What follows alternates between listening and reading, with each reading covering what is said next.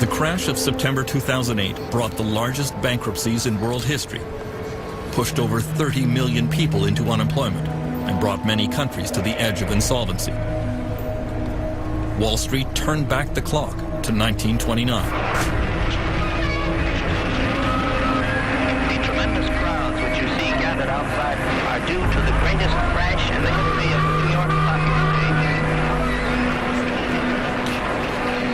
After the Wall Street crash of '29, which led to the Great Depression, the U.S. Congress launched an official investigation. Interest in the senatorial bank investigation as J.P. Morgan arrives to testify. J.P. Morgan was among the business titans to be called to account by the Pecora Commission. Flash photography was introduced to heighten the spectacle.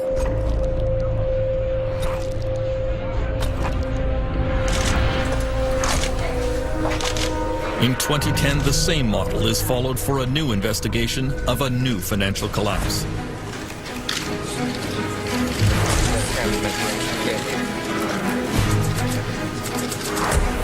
Panel, ladies, photographers, move aside.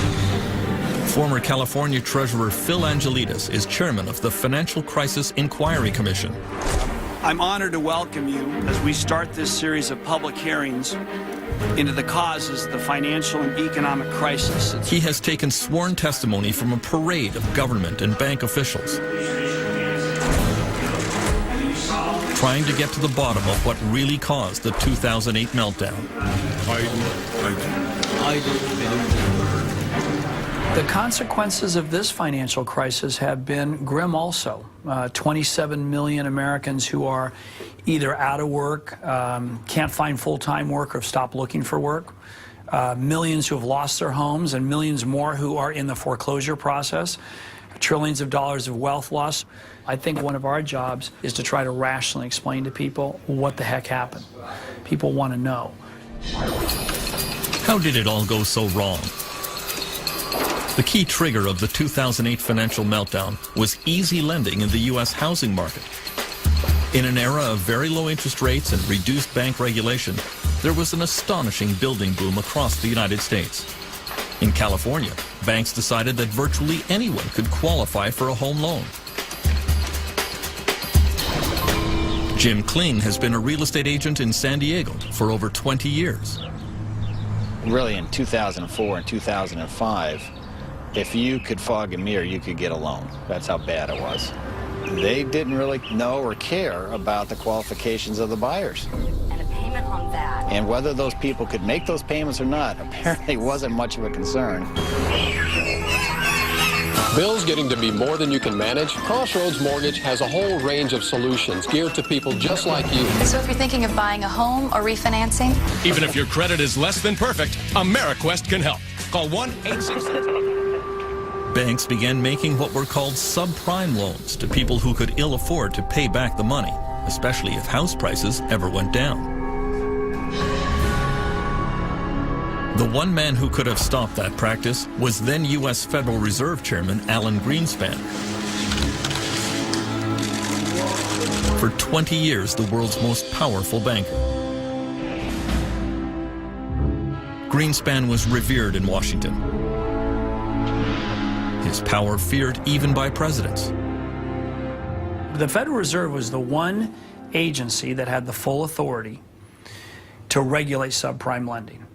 And despite all the evidence, despite all the yellow and red lights going off, they chose not to. Staff reports. I mean, let me just ask you, would you put this under the category of oops?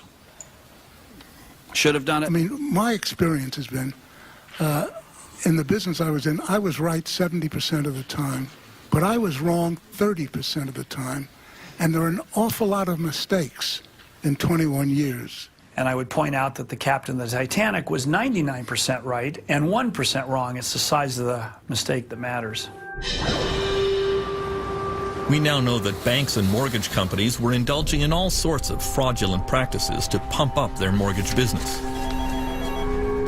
Many of the loans were extremely complex, and the terms hidden from borrowers. There were low teaser rates that would automatically reset to much higher payments after a few months. It was no accident that the most complex mortgages were sold to the least sophisticated buyers, especially in poor and minority neighborhoods like this one in South Central Los Angeles. So as you go about your daily work and your daily business, Congresswoman Maxine Waters has represented the district for 19 years in the U.S. House of Representatives. information. You know, I've seen mortgages that were given to 70-year-old people who were on a fixed income, whose income was never going to increase, but that mortgage was going to reset within a few years. Where was that money going to come from? I've seen mortgages that I think are criminal. Angelo Mozillo was the undisputed king of the U.S. subprime market. He is called the Golden Boy because of his permanent tan and because at the height of the subprime real estate boom, he was making about $100 million a year. Everybody wanted to own a piece of real estate to get into the game. He became the darling of business magazines with a slew of fawning profiles of his rags to riches story. He always claimed that he was a friend to the poor and that his lending practices were helping scores of Americans attain the dream of home ownership. It's one thing for him to say that he was a friend to the poor, but in the final analysis, when you see that these poor people are now in foreclosure, now cannot get loan modifications, now ending up on the streets, then certainly that defies how he could have been, you know, a friend to poor people. Mozillo's company, Countrywide Financial, grew to become the biggest mortgage lender in the United States. Call Countrywide. We never stop thinking about what you need. And that makes home buying easy. Really. Countrywide was sold to Bank of America and almost immediately plunged in value. Angelo Mozillo was placed under investigation by the Securities and Exchange Commission. The SEC uncovered very damaging private emails in which Mozillo expressed his true feelings about the dangerous subprime mortgages he was peddling. He wrote, "In all my years in the business, I have never seen a more toxic product." At the same time, Mozillo was publicly reassuring all his investors and clients. Countrywide views the product as a sound investment for our bank and a sound financial management tool for consumers. It does appear that there was a private view of the markets, and there was one that was espoused to borrowers, rating agencies, the investing public. The SEC has now charged Mozillo with insider trading and securities fraud. Lenders like Angelo Mozillo really didn't care if people ever paid their mortgages because those loans did not stay on the mortgage company's books. Mortgages were bundled together with other loans from across the country and moved to Wall Street. There they were packaged up into complex new financial products. Bankers went wild for these financial securities that were really just stacks of IOUs. There was almost no government regulation of this market. It became a massive system of buying and selling these IOUs with fees being charged on each transaction. It was just all a way to make fees and to package up these streams of supposed cash flows and sell them off to investors. I mean, for a while there, anybody who touched a mortgage made money. It was like the most perfect product. I once had this view that when people started talking about toxic assets, that somehow they were like a good piece of fruit that had turned bad. Well, it turns out they were a rotten piece of fruit from day one. And all along the way, whether it was the broker, the lender, the securitizer, the market maker, everyone seems to have taken the view that they had no responsibility for the product that they were moving along in the system. That became, unfortunately, this cancerous material that was injected into financial institutions all over the world. One of the first places these toxic products landed was the financial district of London, England, nicknamed the City. There was a golden age here in the years before the meltdown. Garrett Anderson arrived in the city as a young trader in 1996. He had been a hippie selling trinkets on the beaches of India until his older brother found him a job in a London brokerage. I literally didn't know what the city was. I mean, I kind of was aware that there was a stock market, and I said, well, why? I mean, you have to wear a suit and things like that. And he said, I'll tell you why. It's quite simple. You'll have about £300,000 to £400,000 within about 4 or 5 years, and then you can go off and live the life you want to live. Since the selling of trinkets wasn't going down too well, I thought, why not? I had no idea about finance whatsoever. I didn't know what a PE ratio was. I didn't know what a yield was. When you're in the city, all you have to do continually is present a view and present it strongly and pretend you believe in it. It was all about schmoozing clients, taking them to strip joints, taking them to bars, getting that company credit card out and really giving it a bash. The wild atmosphere in Britain was brought about because Chancellor of the Exchequer Gordon Brown was easing financial regulation there. He called his new approach the light touch. We will advance if there is light touch regulation, a competitive tax environment, and flexible. Well, Gordon Brown light touch was an effort really to make the City of London the world's greatest financial centre. And it meant giving the financiers, giving the bankers a very free hand in the marketplace. Paul Martin was Canada's finance minister in those years. He says deregulation came about because of a competition between New York and London to become the financial capital of the world. The race to become #1 was very, very important. But how do you attract the financial industry? Well, the most logical way is what they call regulatory arbitrage, which simply says, let's gut the regulatory system, and therefore more people will come. The prevailing culture was one that the markets always go up. It was an easy way to make money, drinking champagne, fat cat analysts. It was a joyous time. Everywhere you looked, there was great big new offices being put up, statues being put in the forecourts, people building great monuments to themselves in terms of the buildings they occupied and the way that they behaved. By 2004, Geraint Anderson was making a salary of $300,000 a year, plus an annual bonus of $700,000. He was invited onto business television shows as an analyst. Strong. We had profit before tax growth of 9.5%. The whole game is increasing your bonus. You don't go into the city to do the world some good. You go there to make money as quickly as possible. And if that means lying, cheating and stealing, that's what you do. Regulators and politicians are just deemed to be idiots. It's all about we will thrive with light touch regulation. And that, of course, is exactly what Gordon Brown was encouraging as Chancellor of the Exchequer. And interestingly, he calls my precise period in the city the age of irresponsibility. But it was partly to do with the fact he just said anything goes. And, to me, it's just obvious. The way people were behaving was a rational way of behaving in the context of the bonus system and the lack of regulation. Before long, the Anglo-American risky financial model was spreading around the world, from Iceland to Dubai.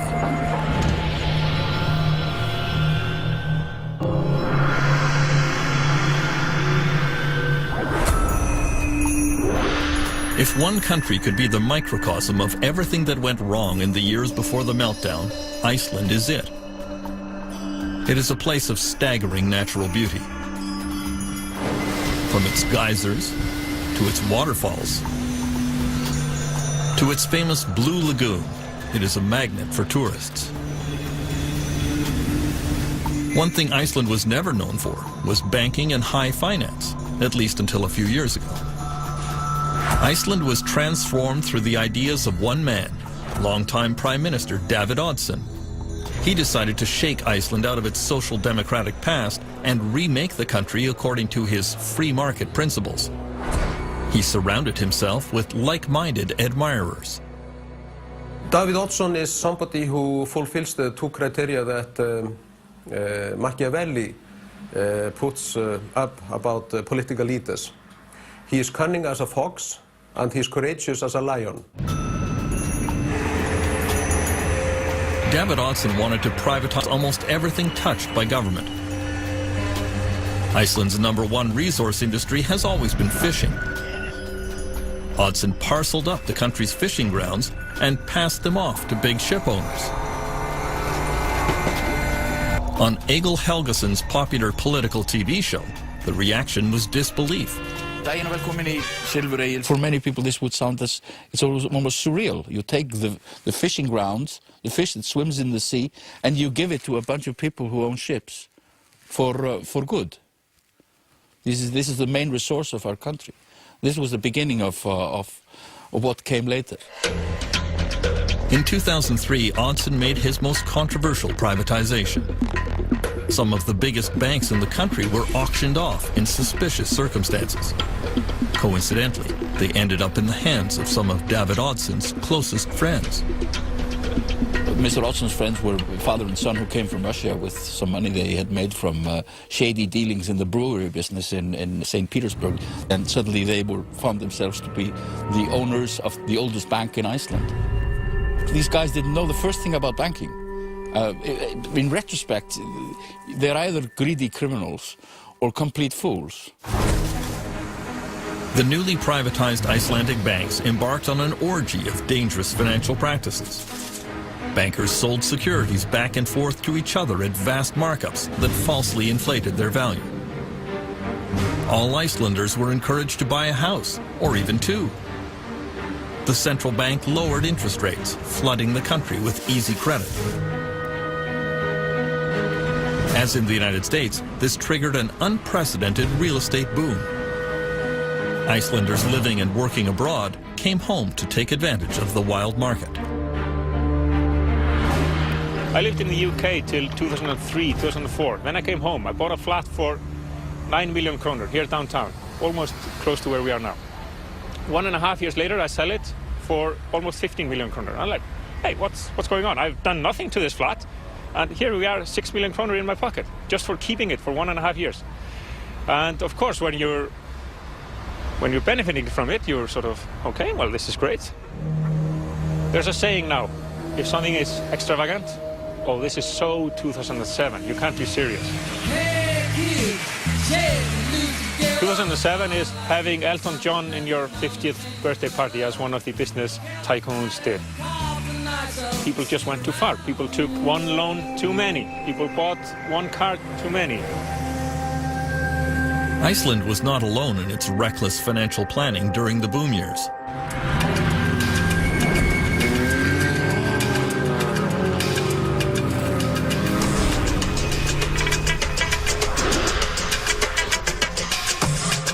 The world champion of the global real estate bubble was surely Dubai in the United Arab Emirates. Money was no object, as every local sheikh and every booming company competed to see who could erect the most ostentatious building. No idea was considered too outlandish. When waterfront property rose dramatically in value, Dubai decided to make more. Ships vacuumed sand off the ocean floor to make the famous Palm Islands. On them were built an endless line of luxury condominiums and hotels that were snapped up by wealthy investors from across Europe, Africa, and the Middle East. Canadian Robert Lee went to work for Dubai's leading real estate company 10 years ago. Dubai in its heydays, we used to call the sales center the fish market. It's, you know, people could come and it would say, give me an apartment, any apartment, I don't care what, 2 bedrooms, 3 bedrooms, just give me an apartment. Because in a way, people are buying options. Because most people were buying things with zero intention of actually living in it. So they were buying coupons to resell it to somebody else. We'd be selling $1 billion worth of real estate in one day.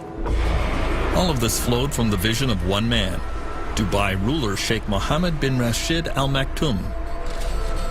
When he saw the first plans for what would become the world's tallest building, the Burj Khalifa, he had only one comment to the developer: make it bigger. I was silly to suggest a 90-story building, and the meeting was very short. He just left. But, you know, I've been with him a long time, so I went again to the design studios, and then we put something really marvelous, and his question was, how much higher than anybody else? I said, it's about 40% plus. He said, great. He called me the next day, and he said, where are the cranes? Was there no limit to how high Dubai could fly before it got too close to the sun? There was always a nagging sensation that, is Dubai going to be like the other cities around the world that has seen the fall. But at the same time, you live here for a few years, you basically buy the story. You drink the Kool-Aid. And you're saying, hey, we must be different. While Sheikh Mohammed apparently believed that the party could go on forever, some began to wonder when the global real estate bubble would burst and what would set it off.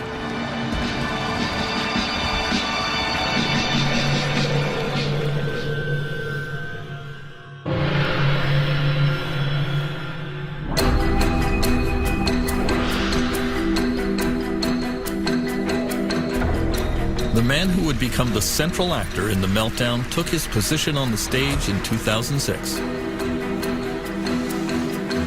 Former Goldman Sachs CEO Hank Paulson was one of the toughest of the Wall Street titans. Then he accepted the invitation of George W. Bush to become the U.S. Treasury Secretary. It was a controversial choice. Paulson was not universally loved on Wall Street. He was probably the nastiest guy of all of them. They used to call him the snake. And this is coming from the Wall Street executives themselves. No, you know, you really can't believe everything he tells you. The reason why they didn't like him is because they couldn't trust him. Hank Paulson's aggressive, combative style came as a bit of a shock in government circles. This is a guy who would go through a brick wall to achieve his objective. Leopard doesn't change his spots. I mean, you know, why do scorpions sting? They sting because that's their nature. And, you know, Hank Paulson didn't change his nature when he went to Washington. Shortly after Hank Paulson arrived in Washington, the prices of California houses began to slide.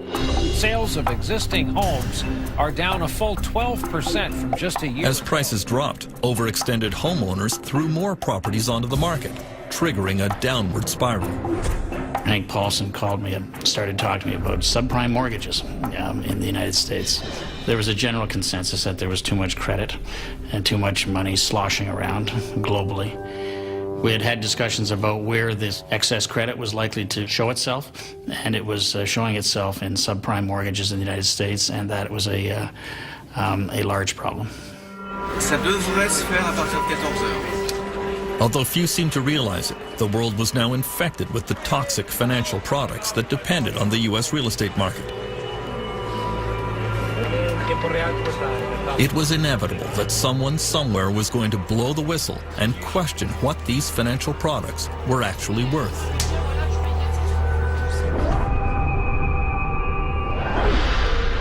As it happened, the alarm sounded in Paris in August 2007. The giant French bank BNP Paribas discovered that many of its investment funds were filled with toxic U.S. securities. They stopped all withdrawals from those funds. It was a little bit like an old-fashioned movie where the bank president locks the door and tells people they can't get their money. It doesn't exactly make you feel good about the world.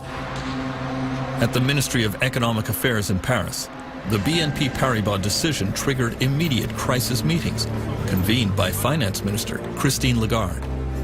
Ça a commencé de manière très dure, je m'en souviens très bien, parce que c'était interruption de vacances immédiate, retour à Paris et discussion immédiate avec les banques sur ces conduits qu'elles étaient en train de fermer en raison d'un début de fissure dans l'édifice financier. If BNP Paribas couldn't value their securities, then one started asking how many other companies couldn't value their securities. How did anyone know what the value of asset managers were, or even banks? Because of course banks were holding the same securities. And so suddenly faith in some of the foundations of 21st century finance began to crumble. In September 2007, as cracks were appearing in the foundations of the global economy, the titans of the Anglo-American financial system began to tremble.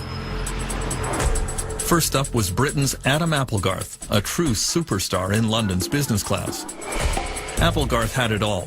He joined an obscure bank called Northern Rock in 1983 and had a meteoric rise, becoming CEO of the bank in 2001.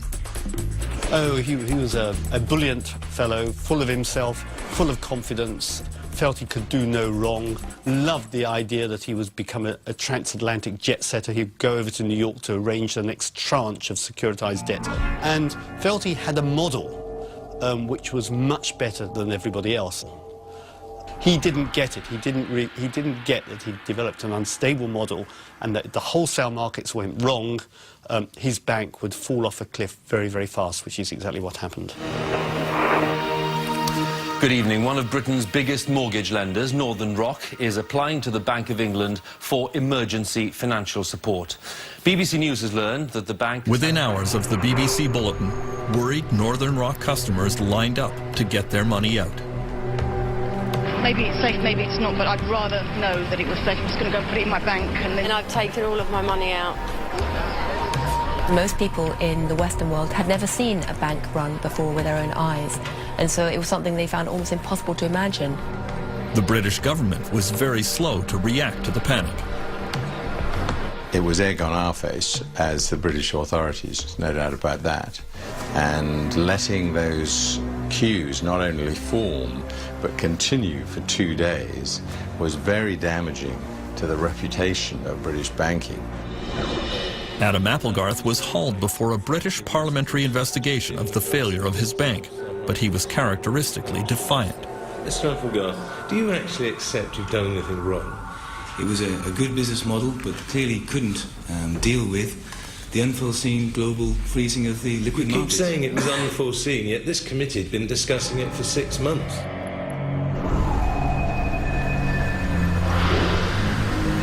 The Northern Rock crisis in Britain could have been taken as a serious warning on Wall Street, but it was not. I think people saw this as that's happening over there, that's not happening here. I think that the sense of interconnectedness was not realized until the very last moment. Wall Street did not really start paying attention to the growing international crisis until one of its own megastars began wobbling in orbit, the flamboyant head of one of America's oldest and biggest banks.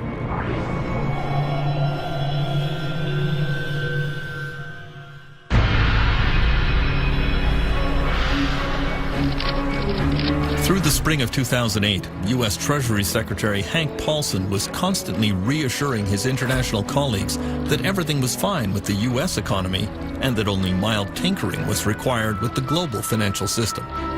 In private, French Finance Minister Christine Lagarde advised her friend that he was being very foolish. Je lui ai dit, Hank, on voit le tsunami qui nous arrive dessus, et tu es sur la plage en train d'hésiter sur la couleur du maillot de bain qu'on va porter. The first major U.S. casualty of the financial crisis came with the dramatic fall of one company and one man, the richest CEO on Wall Street. Jimmy Cain was a legend. He had come up through the ranks to become president and chief executive officer of America's fifth largest investment bank, Bear Stearns. He was famous for his backslapping, hard drinking, and high living style. Jimmy is really out of central casting. I mean, I've described him as an amiable rogue. I mean, he's definitely can be quite charming, definitely can be quite ruthless, has a twinkle in his eye, and I think that combination of ruthlessness and charm, that people get to the top with that combination.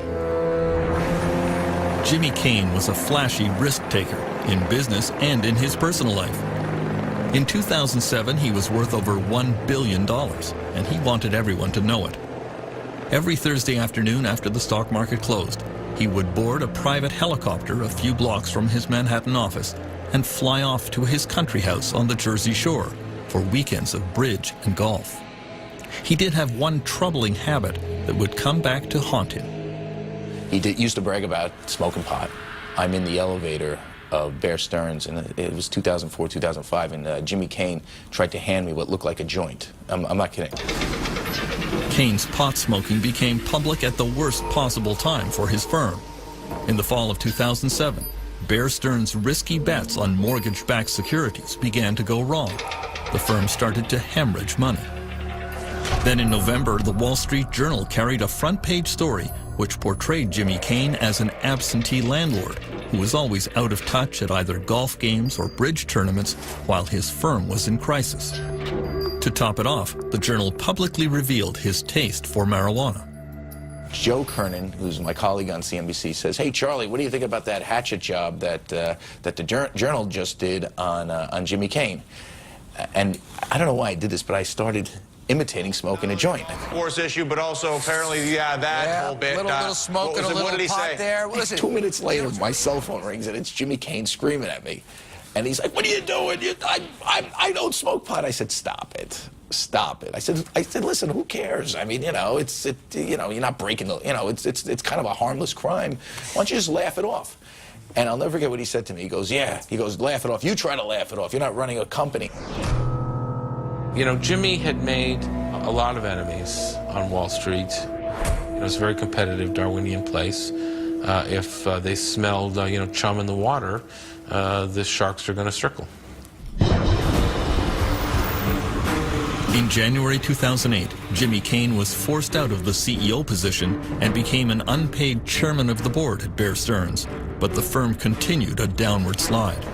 It had more exposure to toxic financial products than any other Wall Street firm. Kane had left a ticking time bomb behind him, and it exploded in March 2008. Rumors swept the financial world that Bear Stearns had liquidity problems, trouble raising cash. When Hank Paulson heard the rumors, he told his Washington staff this will be over within days.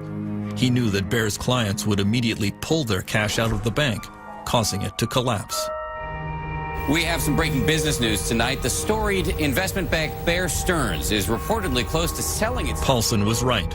On Sunday, March 16th, Bear Stearns was taken over by rival J.P. Morgan in a deal bankrolled by the U.S. government. Just 1 year earlier, Bear's share price had been a lofty $170. Get this, it's valued at about $2 a share in this deal. $2 a share just last year. People thought it was a typo. Bear stock had traded, what, in the 30s or 40s? Closed in the previous Friday, and so, the idea that it would be worth $2 a share was impossible to fathom. Okay, can I ask you one question? No. Do you think that in May 2010, when Jimmy Kane was summoned before the Financial Crisis Inquiry Commission to account for the collapse of his bank, he seemed to suggest it had nothing to do with him. Kane presented Bear Stearns as a victim of market hysteria. The market's loss of confidence, even though it was unjustified and irrational, became a self-fulfilling prophecy. When I hear a lot of the people who come before us, I'm struck by the extent to which all the fingers point away from themselves. And I'm struck by the extent to which so many people on Wall Street somehow do not draw a correlation between the actions and activities and the risks they were undertaking and the crisis that occurred. Most world investors took exactly the wrong message from the bailout of Bear Stearns, that some banks were now considered too big to fail. The key message that emerged after the Bear Stearns bailout was that no matter what happens, the American government, and in fact it was presumed the European government, will not let a big bank go bust. For some on Wall Street, it was obvious that the next domino to fall would be America's fourth largest bank, the venerable Lehman Brothers, run by one of the most feared and ruthless men in the United States.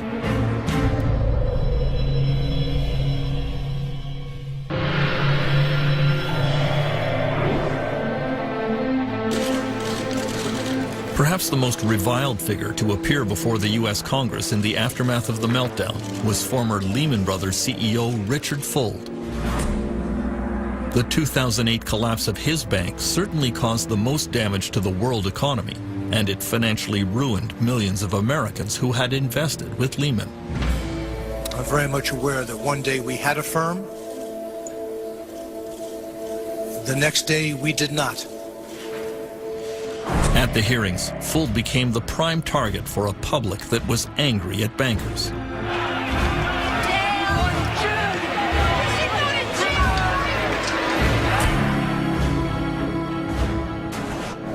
Dick Fuld had spent his entire career at Lehman Brothers, starting at the bottom and clawing his way up the ladder. In later years, he assumed all the trappings of unfettered power. His word was law, his judgment never to be questioned. There was a huge cult of loyalty to Dick Fuld as the chief executive of the firm.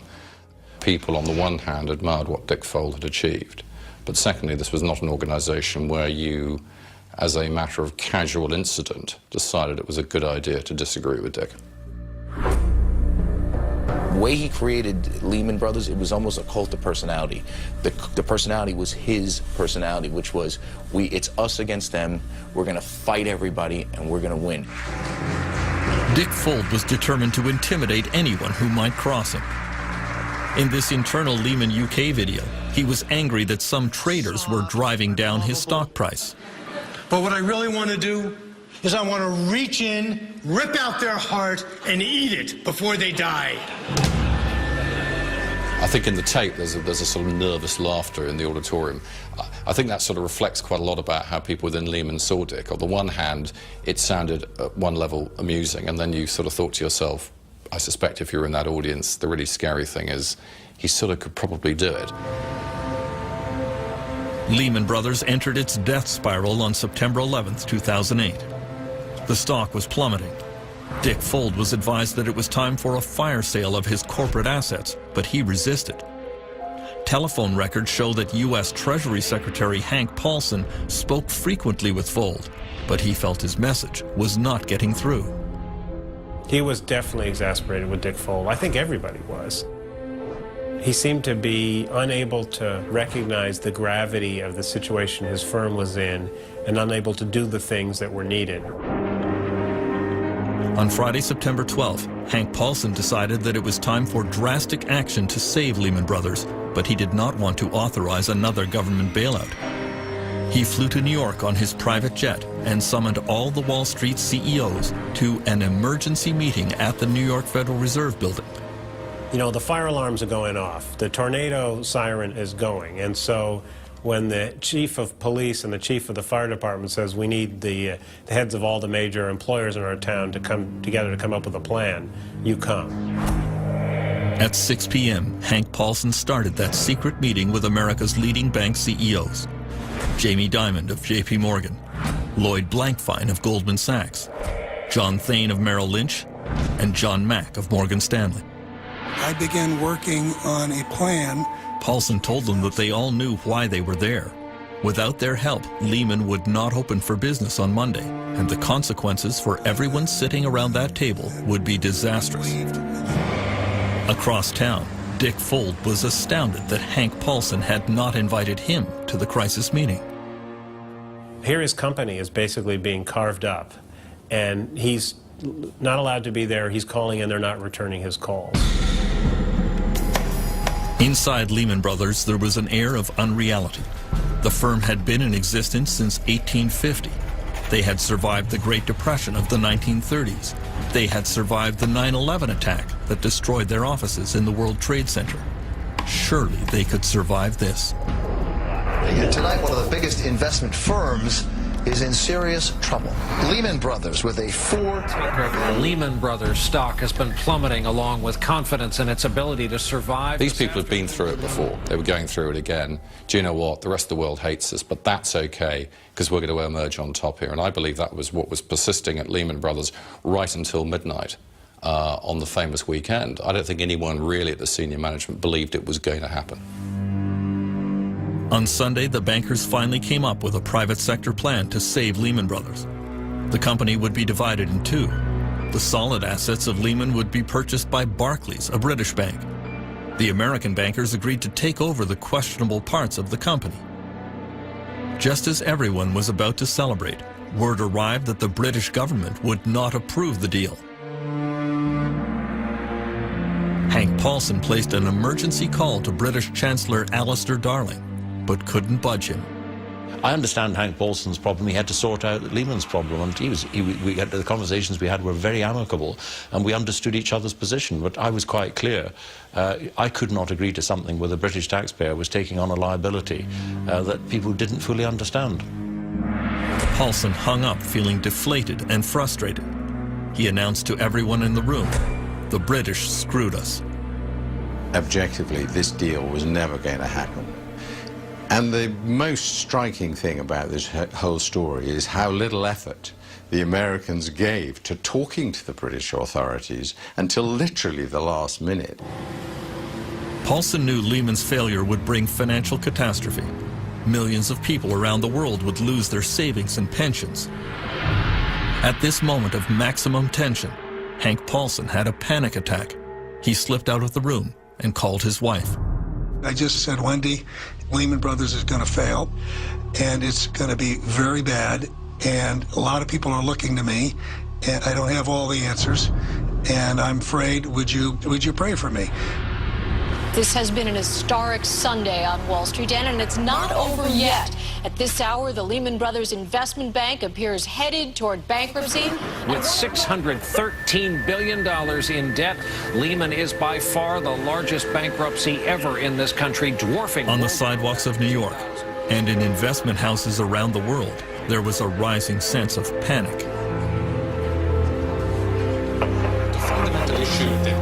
One who felt it was Mohammed El Arian of PIMCO in California, among the world's largest institutional investors with $1 trillion under management.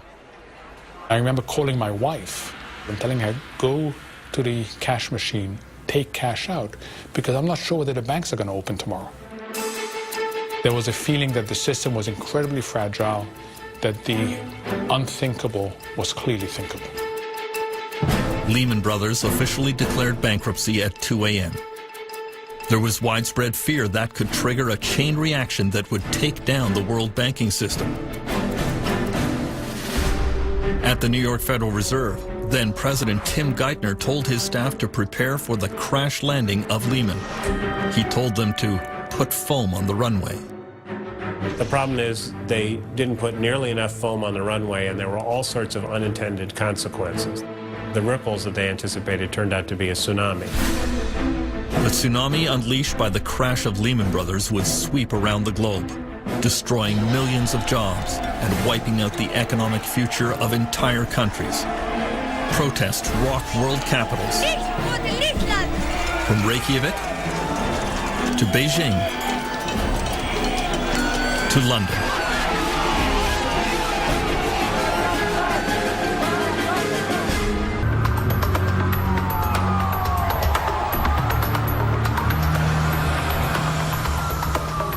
Sometime during the night of September 17, 2008, the world financial system went into cardiac arrest. The failure of Lehman Brothers, the largest bankruptcy in U.S. history, had sent financial markets into a tailspin. The New York Stock Exchange had its biggest one-day drop since the 9/11 attack. Markets from London and Paris to Shanghai fell in lockstep. Russia suspended all trading. In an epidemic of fear, the world's major banks stopped lending money and accepting collateral from each other. The next morning, at precisely 10:15 a.m., President George W. Bush stepped out of the Oval Office to try and reassure the public. The American people are concerned about the situation in our financial markets. I've canceled my travel today to stay in Washington and consult with my economic advisors. Bush convened that emergency meeting in the White House Roosevelt Room.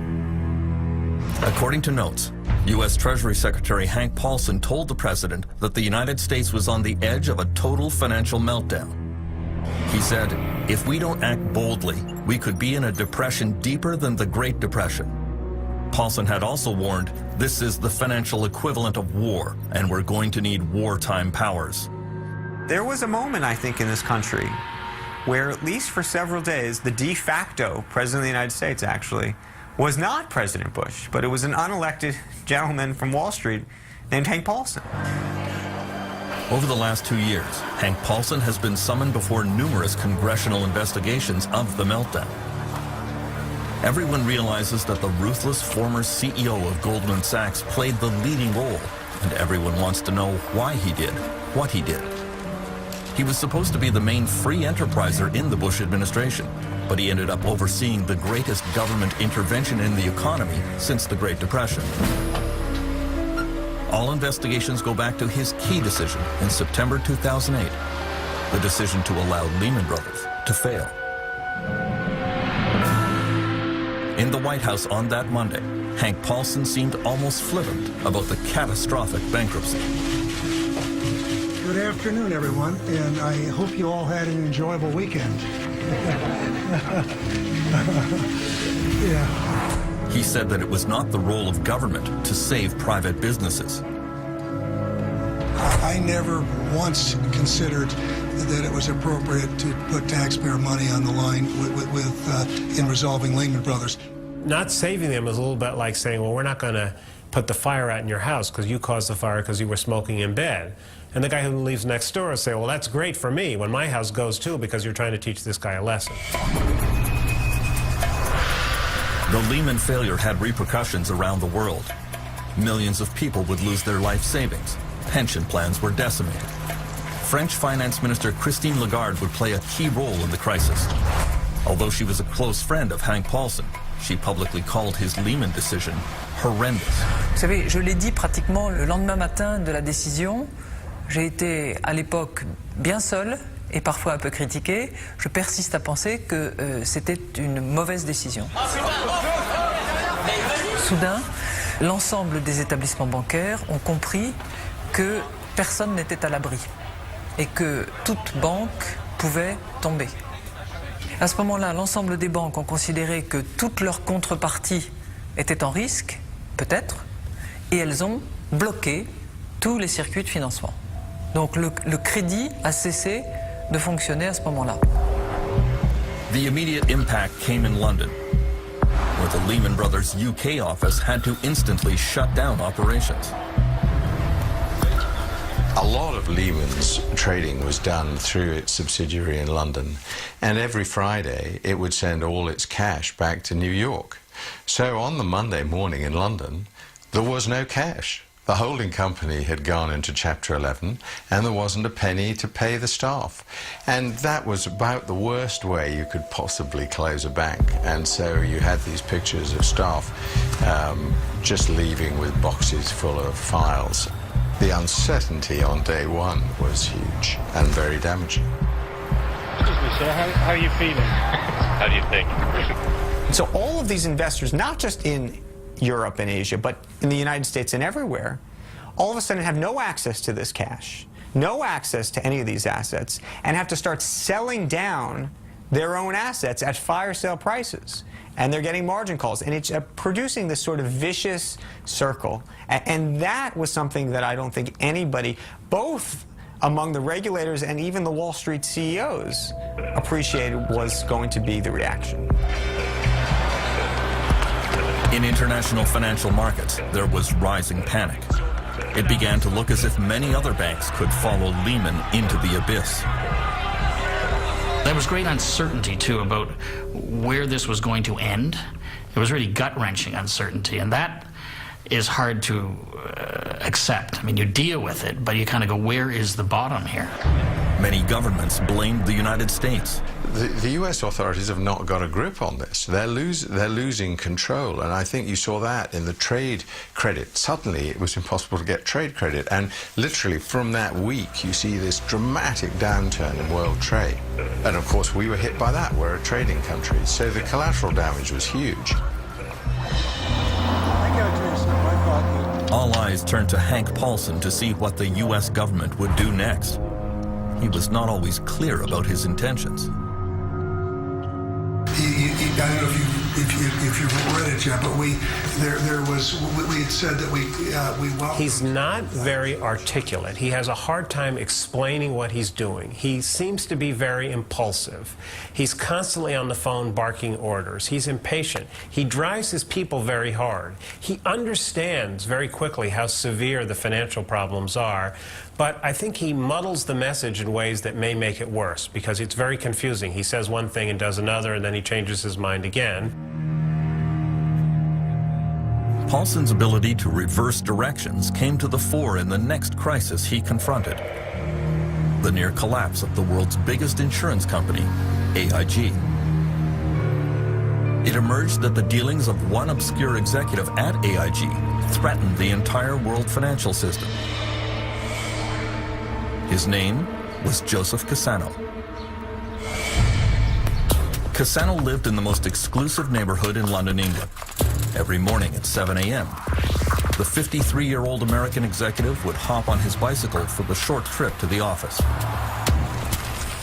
He may have dressed like a bike messenger, but in fact he was the head of the financial products division of AIG. He had moved to London because the kind of trading he did was banned in the United States. Cassano would insure companies against the failure of their business partners. It was a very risky thing to do.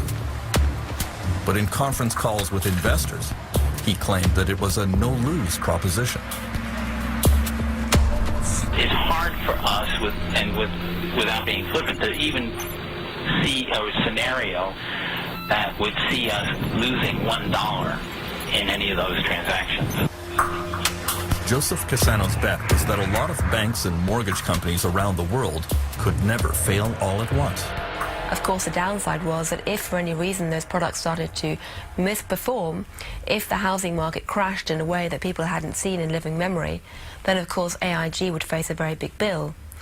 But Cassano, like many traders, didn't worry too much about that. And the terrible truth was that inside AIG, very few people other than Cassano himself and his particular unit had any idea what AIG Financial Products was up to. In September 2008, when many banks around the world began collapsing, Cassano's risky insurance scheme pushed AIG to the edge of bankruptcy.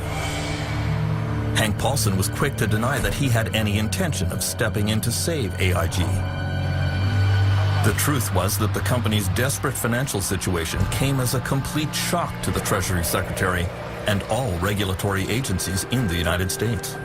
Total surprise, which is a complete indictment of the financial regulatory system. How can you be surprised by something that is so big and so dangerous that if it gets in trouble, you have to spend hundreds of billions of taxpayers' money to put it out of its misery?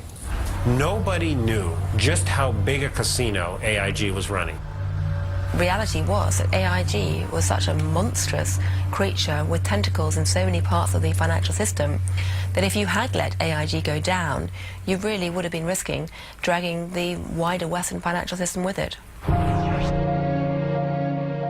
In the end, Paulson bowed to the inevitable and saved AIG with $85 billion of taxpayer money. Well, I think there was this sense of shock that AIG was being saved. I think also a sense of relief.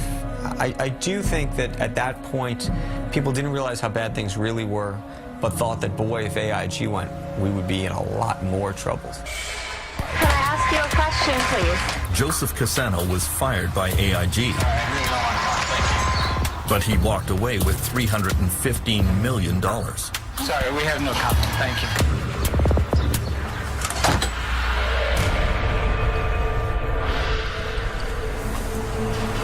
On Thursday, September 18th, U.S. Federal Reserve Chairman Ben Bernanke and Hank Paulson went to ask congressional leaders for more powers and several $100 billion to staunch the bleeding.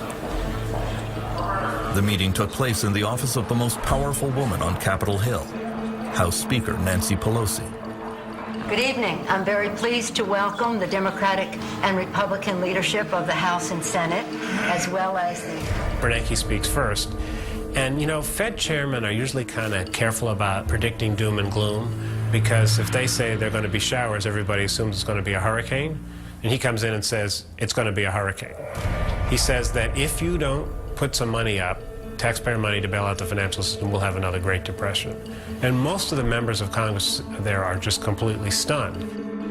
Harry Reid, the majority leader, the senator from Nevada, says to him, well, how long do we have? And Bernanke says a couple of days. And Harry Reid says, the Senate of the United States does not flush a toilet in a couple of days. They really thought they were staring at the economic abyss. That's what was in front of them. And, you know, we focus so much on Lehman Brothers and AIG, but it was those next dominoes. It was Morgan Stanley going. It was Goldman Sachs going next. And after that, we were talking about General Electric, an American icon. Hank Paulson's telephone logs show that he was receiving calls from the head of almost every major corporation in America, Many of them, like Jeffrey Immelt of General Electric, worried that bankruptcy was just around the corner. Paulson realized that he had to pump government money into the financial system to allow banks to resume lending to consumers and to each other. He came up with a plan called TARP, the Troubled Asset Relief Program. The government would strengthen U.S. banks using taxpayer money to buy their questionable assets. We got to get this up to the hill quicker. We got to keep it simple, very simple. The proposal was not well received. Hank Paulson, who wasn't very good at dealing with Congress at the best of times, turned up with a very thin proposal of a similar kind to recapitalize the banks, but it wasn't well prepared. It was only 10 pages long, whereas most bills in Congress are 700 or 800 pages long. There was no account about how the money would be spent, and Congress turned down the plan. They didn't like it. You see, what has been holding up the deal... Ohio Congresswoman Marcy Kaptur voted against the bailout. I saw it as a means for Wall Street to take a very gun-shy Congress a few weeks before election and strike the fear of God into them and get anything you wanted out of them and essentially transfer all of the losses that they knew were happening to the public sector. No, Mr. Paulson, we're not going to do what you're asking us to do. The vote did not turn out as Hank Paulson expected. On this vote, the yeas are 205, the nays are 228. The motion is not adopted. The bailout package was defeated today. Stocks fell off a cliff, the largest single-point drop in history. In the end... Well, they were horrified. They thought that they had made the case that we were on the cusp of another Great Depression, and they couldn't believe that Congress wouldn't approve the money. They were stunned. And it made the crisis worse because it made everybody wonder whether our political system had its act together. Hank Paulson said he never felt worse than when his proposal was voted down, and he began to show it. One of the sort of physical reactions he has is he does these sort of dry heaves. It's sort of almost a nervous, emotional, tired, it's his form of sickness, if you will. There's a moment when he goes to the Hill. He's trying to convince these congressional members to pass TARP, and that evening, you know, they bring him a trash can, and then they say, should we get the, you know, the congressional doctor to come? And he says, no, this happens to be a lot. Paulson's international colleagues could see that he was under enormous pressure. Il a été sous des moments de stress exceptionnels, sans aucun doute. J'ai le souvenir précis d'une conversation téléphonique que je souhaitais avoir avec lui sur AIG et où il m'a dit je prends ton appel mais j'ai 15 secondes. Et je veux bien le croire. On était dans des périodes de temps extraordinairement courts pour des enjeux énormes. Ben Bernanke and Hank Paulson warned congressional leaders that if they did not get sweeping new powers and $700 billion, there was a serious chance of another Great Depression. In the end, they got the powers and the money, but the signs of depression started appearing anyway.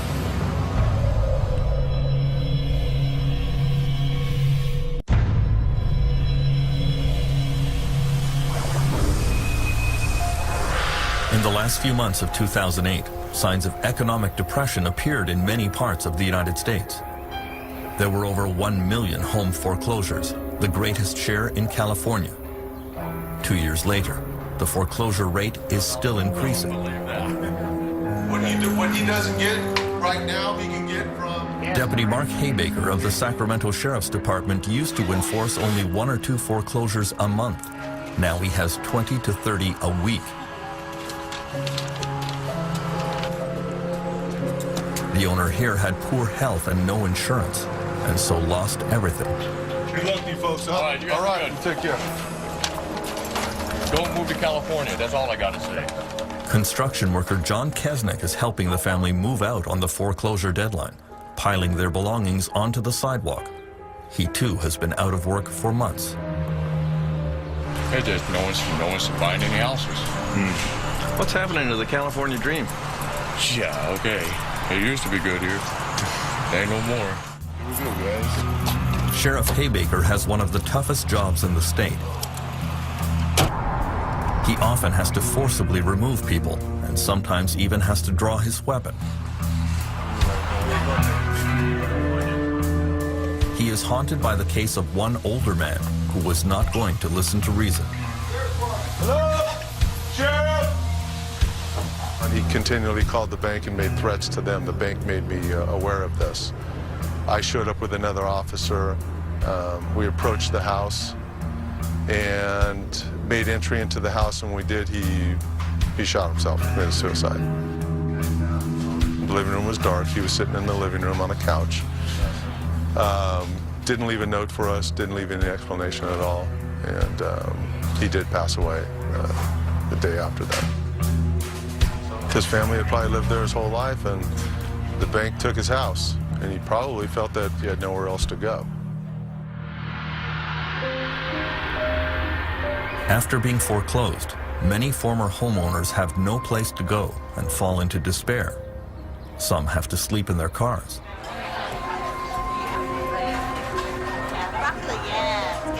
Single mothers Nicole O'Connor and Audrey Schreibner have just found places in the St. John's Women's Shelter in Sacramento. Both had been living in their cars for weeks with their children. Audrey has also been battling cancer. I've been working since I was 15, so I have a lot of history, but physically I'm just not up to it, right now. And so for the month before I came here, me and the two kids were living out of my van. Yeah, and that's scary. Not many places you could park a car overnight. That's being a woman by yourself. You've got security running around going, you're not supposed to park here. It's like, well, where are you supposed to go? And you're single woman, pregnant, 7 months pregnant, and you're like, where do I go? Where do I go? I'm not used to living on the street because I didn't know where to turn. You just cry. You're in a small van, and you just want to cry all night, and you just don't know where to turn.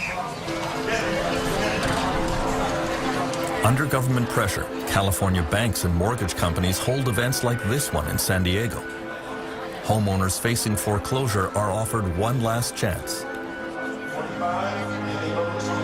They line up to talk one more time with bank officials, but there is little room for negotiation.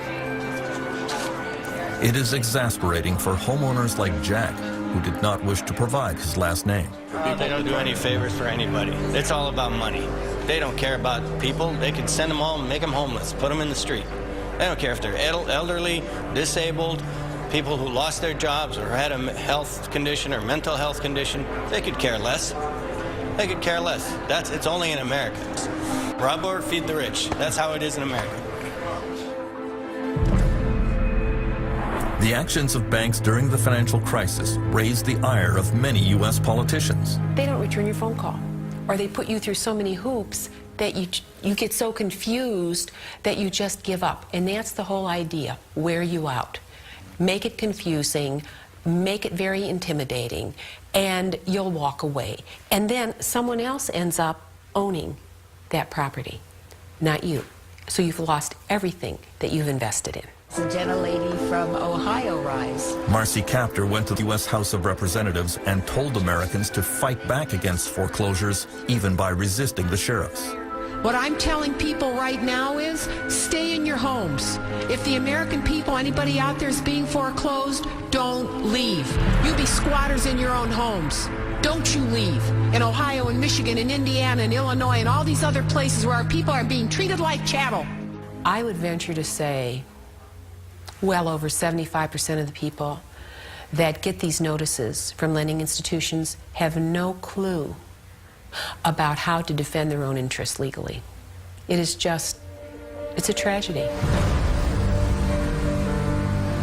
On Monday, October 13th, 2008, as the U.S. economy was spiraling downwards, America's top bank CEOs were summoned to an emergency meeting at the U.S. Treasury building in Washington. News cameras caught fleeting images of the arrival of Jamie Dimon of JP Morgan and Lloyd Blankfein of Goldman Sachs, John Thain of Merrill Lynch, and John Mack of Morgan Stanley. It was a holiday weekend, and the purpose of the meeting was kept secret from the participants. David, it's Hank. U.S. Treasury Secretary Hank Paulson had decided the time had come for radical action. He intended to launch a virtual government takeover of the U.S. banking system by making direct government investments in all major banks. he knew that many bankers would be reluctant to accept. Paulson has a problem, which is basically the government of the United States can't force the banks to take this taxpayer capital. He wants them to take it because he wants to put capital into the weakest banks, and he wants the financial system to have more capital, because if it doesn't have more capital, it's going to shrink, and that's going to hurt us all. So he has to use his forcefulness to make them feel like none of them have a choice. And he does.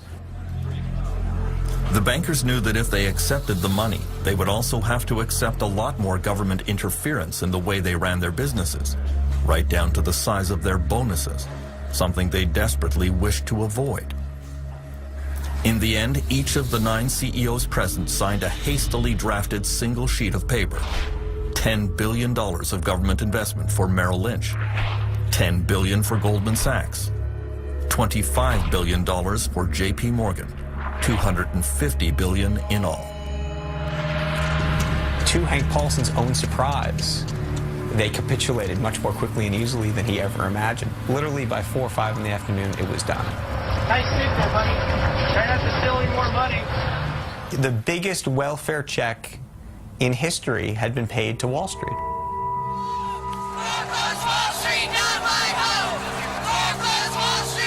Hank Paulson may have had sound financial reasons for doing what he did, but he had no idea what the public reaction would be. Protesters filled the streets denouncing bailouts for billionaire bankers.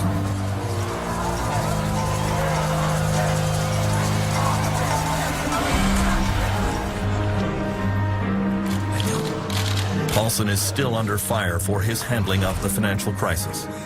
At congressional investigations, he is pressed about what exactly U.S. taxpayers got for their billions of dollars.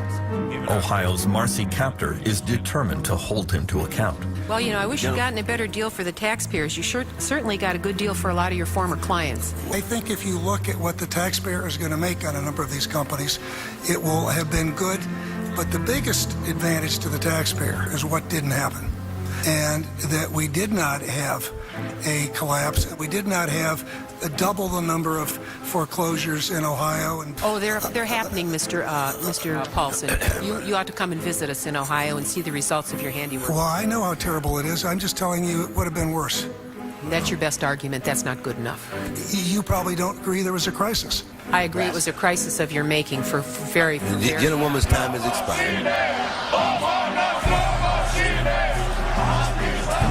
The economic collapse of 2008 quickly spread to Europe, and so did the rage against bankers and politicians.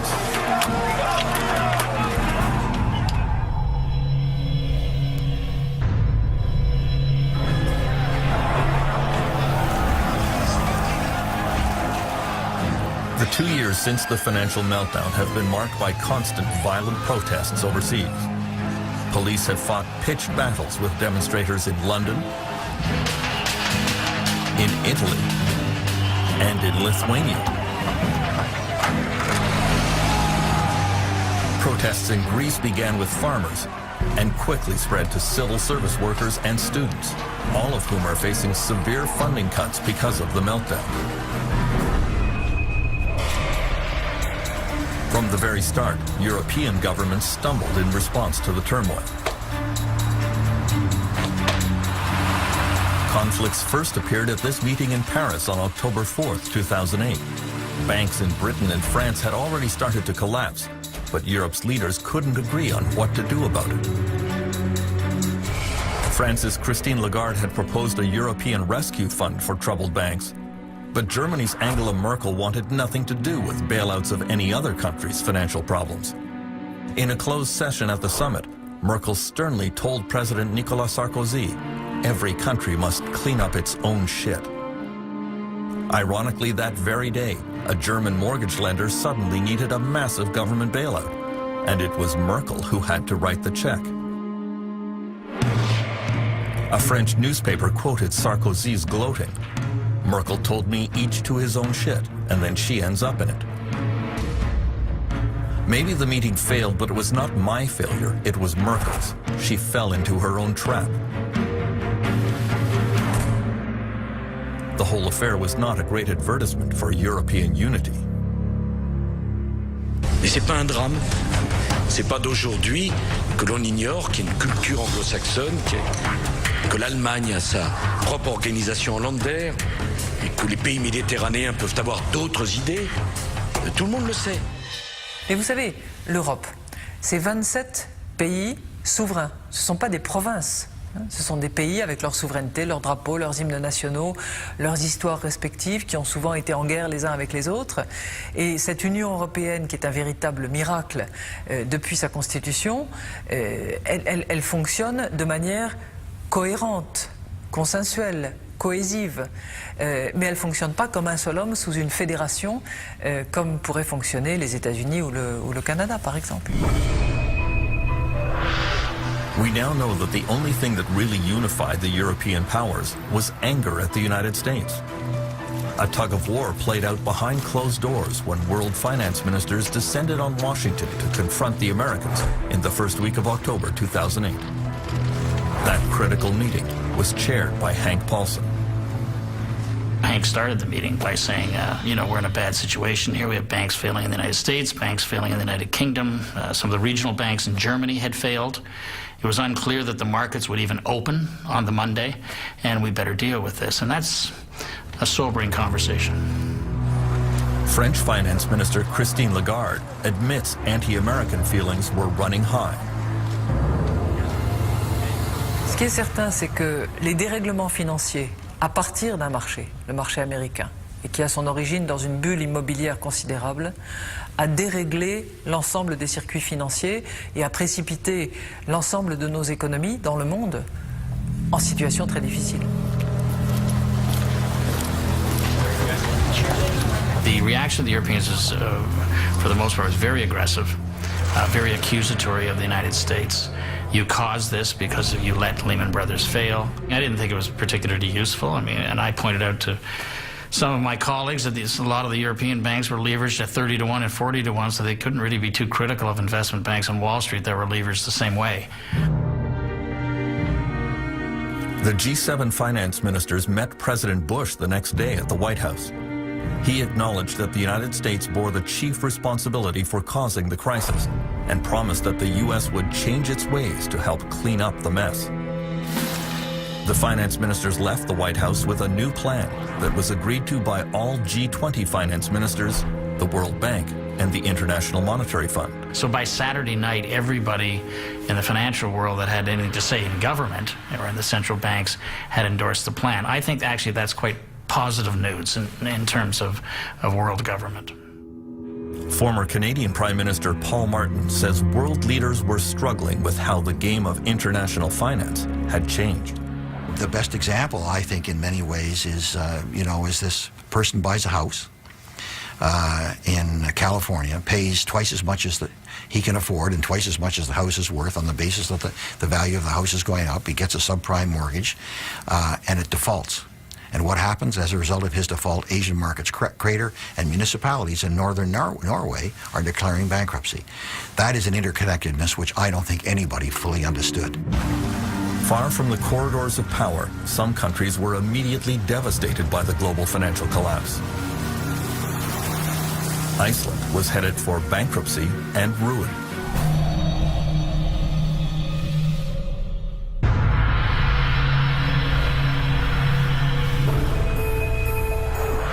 During the meltdown, the worst international dispute over money came between Britain and Iceland.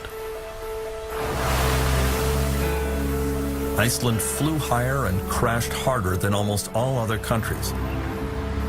In the boom years, Iceland had privatized its banks. The new owners embarked on a binge of questionable financial practices. Many Icelanders thought they had developed a world-beating new banking model. But the global financial collapse would prove them wrong. Egil Helgason is Iceland's most popular political broadcaster. Suddenly, a small country with no history of banking, no history of stock markets, thought that they knew best. Even it's on record from the Icelandic Chamber of Commerce saying, of course, the Scandinavian countries cannot teach Iceland anything because we are cleverer than them. In the years leading up to the crisis, Icelandic banks opened operations in London and launched major ad campaigns to convince British citizens to deposit their money in high-interest Icelandic accounts. Credit cards, club cards, discount cards, frequent flyer cards, ridiculous. The actor John Cleese became a pitchman for the Kaupthing Bank. So all you Icelanders have got this figured out. Miss. iSave, right. iSave was an internet deposit scheme run by Landesbank. Because iSave's an online savings bank, completely dummy-proof. Not quite. In October 2008, Iceland's banks quickly collapsed and had to be taken over by the government. Prime Minister Geir Haarde went on national television to announce that the country was facing bankruptcy and ruin. Svo hætta raunveruleg, góðir landsmenn, að íslenska þjóðarbúið myndi ef allt færi á versta veg, sogast með bönkunum inn í brimrótið og afleiðingin yrði þjóðar gjaldþrot. Guð blessi Ísland. The UK government immediately demanded that Iceland guarantee British deposits in Icelandic bank accounts. Already facing bankruptcy, Iceland refused. British Prime Minister Gordon Brown was furious. What happened in Iceland is completely unacceptable. I've been in touch with the Icelandic Prime Minister. I've said that this is effectively illegal action that they've taken. We are freezing the assets of Icelandic companies in the United Kingdom. Britain invoked its draconian anti-terrorism legislation and placed Iceland and Landesbank on its official list of proscribed organizations. Icelanders couldn't believe it. You have the Al-Qaeda, you have the Taliban, you have North Korea, and you have the Landsbanki of Iceland, the Financial Ministry of Iceland, and the Central Bank of Iceland. So when you're on this list, you have no chance. So whatever credibility there's left, it's gone. Icelanders were very upset that Gordon Brown had categorized them as terrorists. We basically think he's a bastard. We consider Britain a friendly country.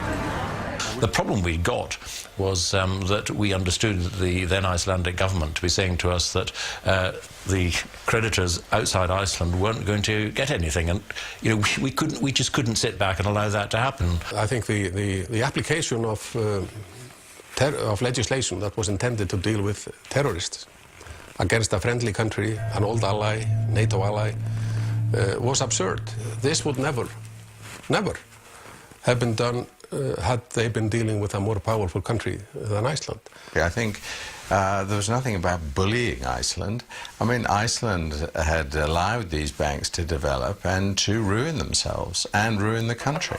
Things are clearly tough for our US and our global viewers, but look on the bright side, you could be in Iceland. Et en Islande, une nouvelle banque a été placée sous tutelle de l'État aujourd'hui. C'est la troisième. The financial system there teetered on the brink of collapse today.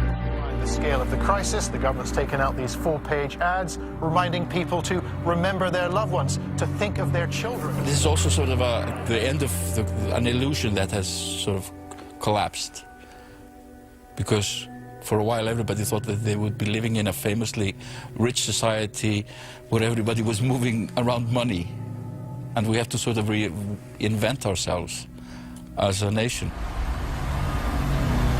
The financial meltdown triggered an epidemic of unemployment around the world. Perhaps the most astonishing collapse was in China.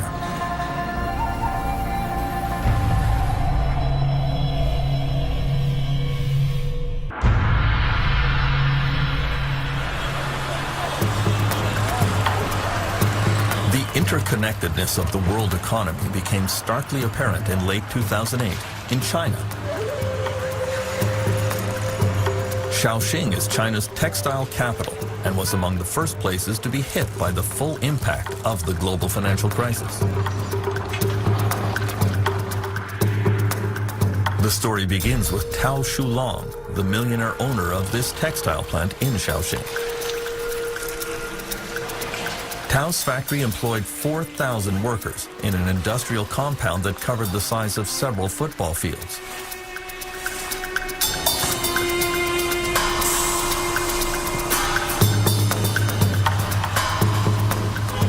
Tao drove around town every day showing off his latest Mercedes. and he was widely seen here as an advertisement for the new China.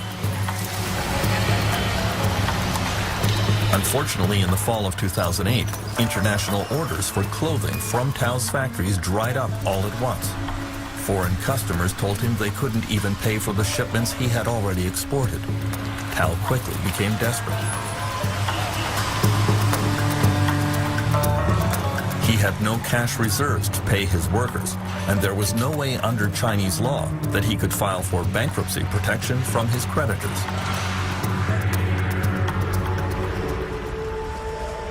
And so late one night in October, Tao sold his Mercedes, burned the financial records of his companies, and disappeared into the night.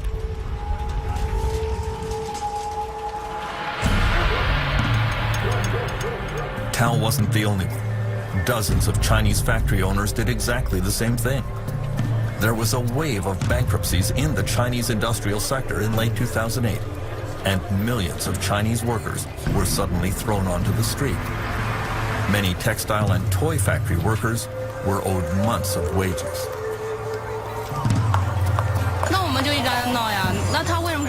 We just want to be paid what we deserve, and we are not asking for anything that we do not deserve.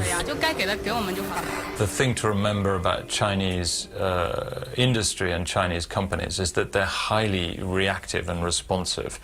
You think these are companies that can turn around a toy design and make it an export before Christmas, sometimes in a matter of weeks. And they're exactly the same. When orders start falling off, they close very quickly. And there is sort of instant reaction to lack of profitability, which is fire all the workers.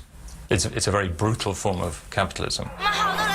Someone got on the roof to jump, this woman says, but the police just said, go ahead. Other workers reveal they haven't eaten for 2 days.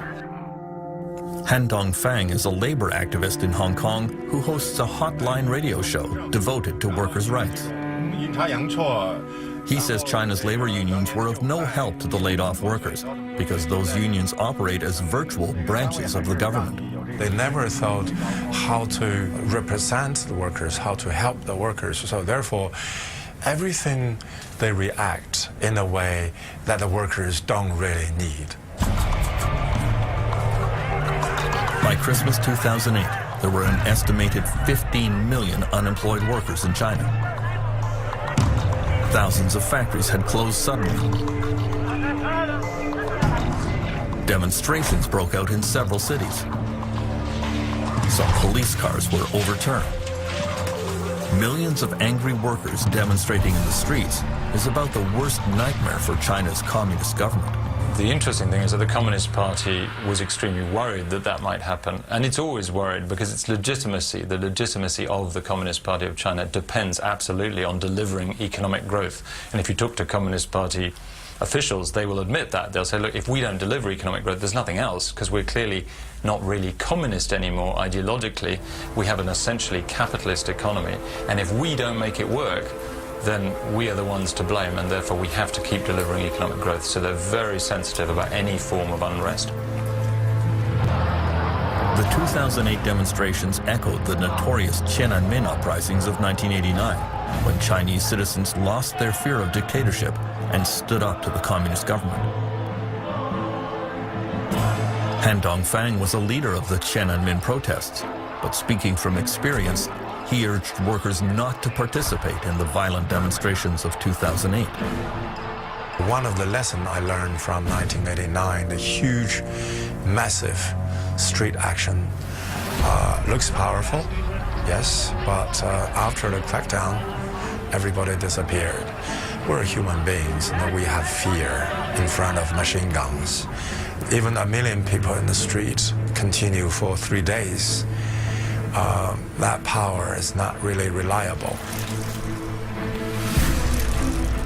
The Chinese Communist government quickly suppressed the demonstrations there.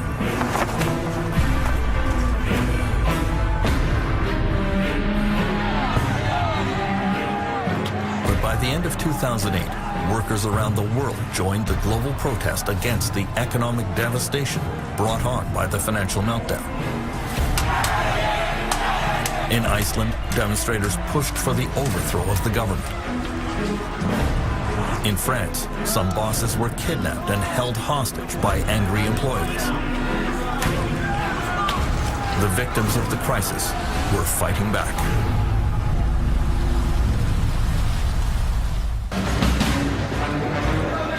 The years since the 2008 collapse have been marked by demonstrations around the world,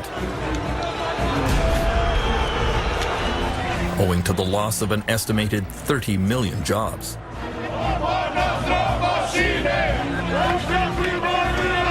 In many places, there were violent street protests, but they were easily weathered by governments and large corporations. In some countries, however, the struggle went much further and left a lasting mark.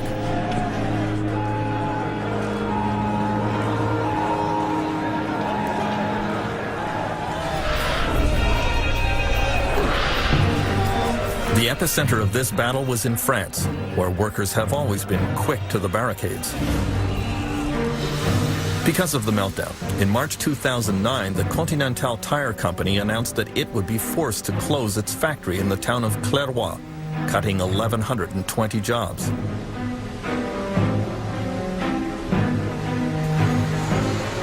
The plant was still showing a profit, but according to the factory boss, Louis Forzy, the workers here were just not as motivated and productive as they should be.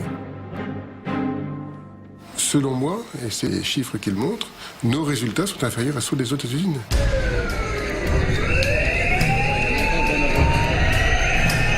Continental workers labeled Forzy a thief and a liar.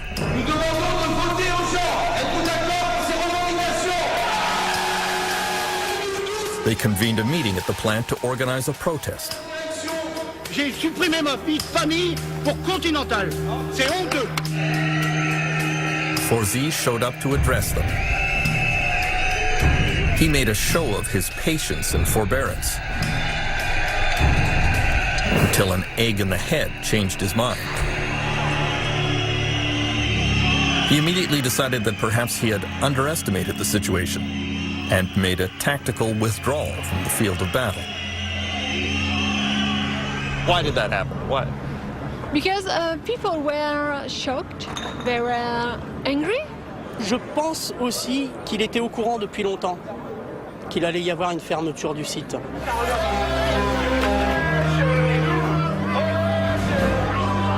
The Continental employees moved on to occupy the town offices. Le bureau du sous-préfet, c'est où? Ouais, vous êtes avec nous, vous êtes avec les Conti, madame, là, quand même. Les gars, on n'est pas venus ici pour rigoler. On n'est plus des moutons, on est des lions. When union leader Xavier Mathieu received news that a judge refused to grant them an injunction to stop the plant closing, he and the workers began trashing the place.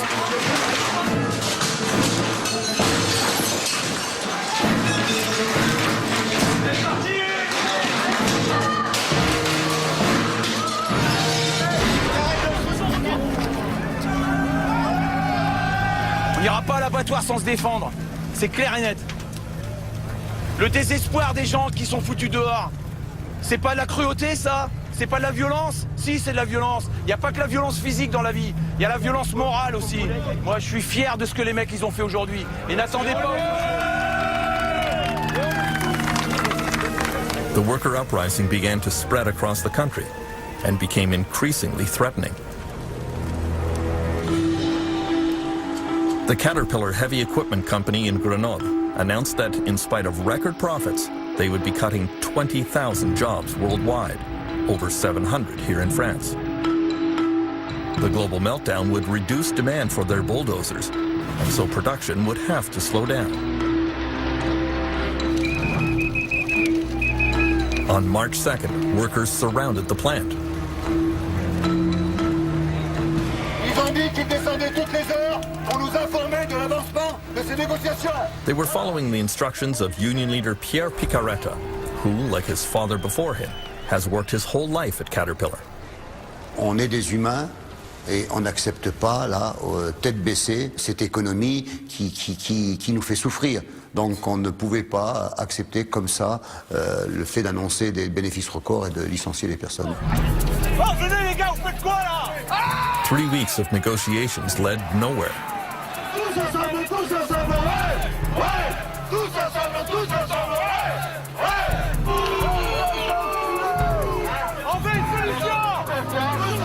Furious workers surrounded the management offices and decided to hold the management team captive.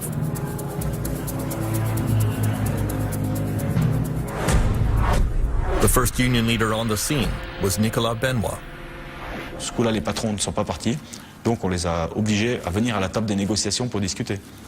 Ils ont refusé, donc les salariés ont dit tant que vous ne reprenez pas des négociations qui soient des négociations sérieuses, vous restez là. Et là, vous êtes séquestré ou pas? Pour l'instant, non. Nicolas Polutnik led the management team that was taken prisoner. At first, he refused any further discussions with the union. Faut pas nous prendre pour des putes. Alors, messieurs, vous voulez reprendre les négociations? With the Caterpillar bosses held captive, the situation became increasingly dangerous. The police did not immediately intervene. The union leaders were trying to keep control of the situation. Oh, les gars, on dort ici, hein. The media were then told that the bosses would be staying the night.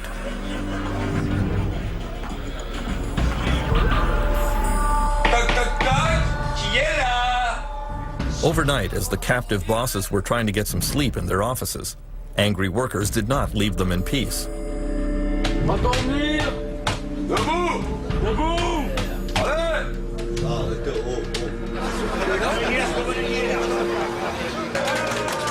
The Caterpillar kidnapping incident made news around the world. It was widely described as boss-napping. In the French Alps, at the U.S. tractor company Caterpillar, where managers were locked in and stripped of their speakerphone, boss-napped all night. President Nicolas Sarkozy realized this extreme reaction to the global meltdown was turning into a public relations disaster for France. He went on national television to denounce the kidnappers. Qu'est-ce que c'est que ces histoires d'aller séquestrer les gens? On est dans un état de droit. Je ne laisserai pas faire les choses comme ça. Dans un état de droit, la loi, elle doit être respectée. Privately, however, French Finance Minister Christine Lagarde was critical of Caterpillar management. She thought that the situation was exacerbated by the ham-fisted tactics of the American company, a common problem with foreign-owned firms. On a souvent constaté dans des entreprises sous capitaux étrangers que le dialogue n'était pas aussi riche et aussi développé parce que le centre de décision est ailleurs. After an anxious night, Caterpillar management agreed to resume negotiations. In exchange, the union allowed the bosses to leave the plant, although there were some tense moments on the way out.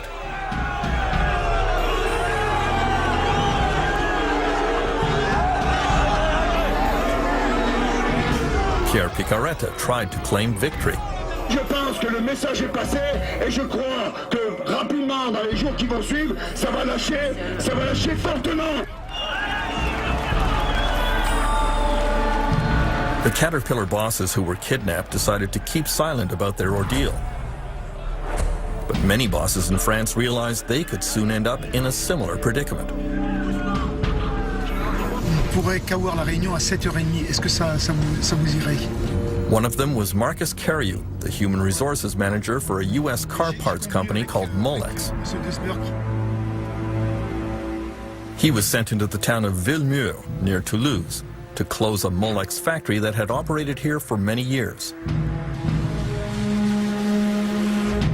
The workers were furious, and very quickly their anger focused on Carriou.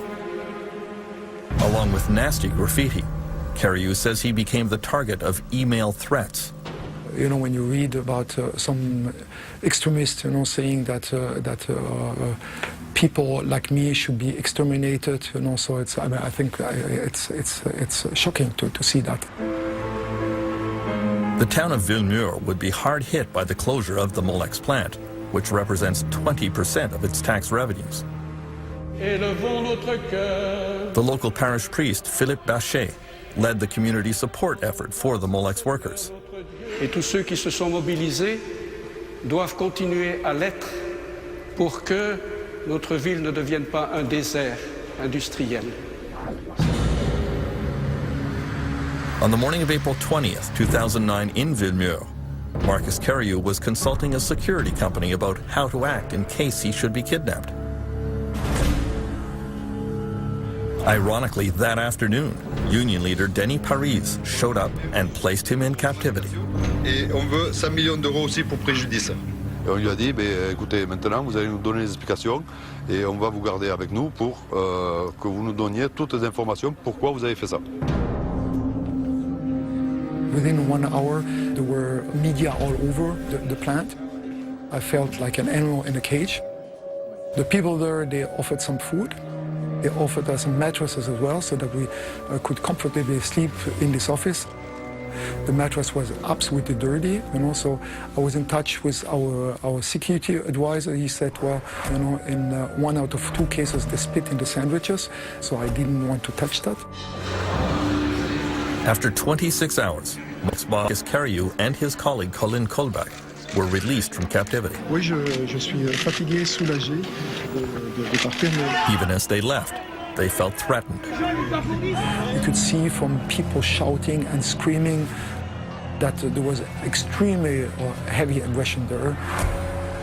My colleague, she came out and she was in tears afterwards because she didn't expect, she had been working quite a couple of years with these people to react like this.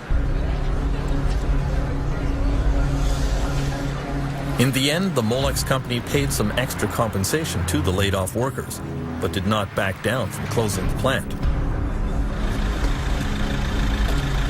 The rage against Marcus Carriou only increased, to the point that he travels with bodyguards as he conducts final negotiations. Carriou complained that he was treated like a monkey in a zoo, but union leader Paris openly threatens him with much worse. Il n'est pas encore reparti, Carriou, s'il faut arriver à le séquestrer. Mais là, je parle de séquestration et le traiter comme un singe, on va y arriver. C'est fort possible que ça arrive aussi, d'ici la fin. Mais bon, il verra la différence du traitement qu'il a eu et du traitement qu'il va avoir. Finance Minister Christine Lagarde has to walk a fine line about union militancy in France. She denounces violence and she knows that foreign companies don't like the turbulent atmosphere here.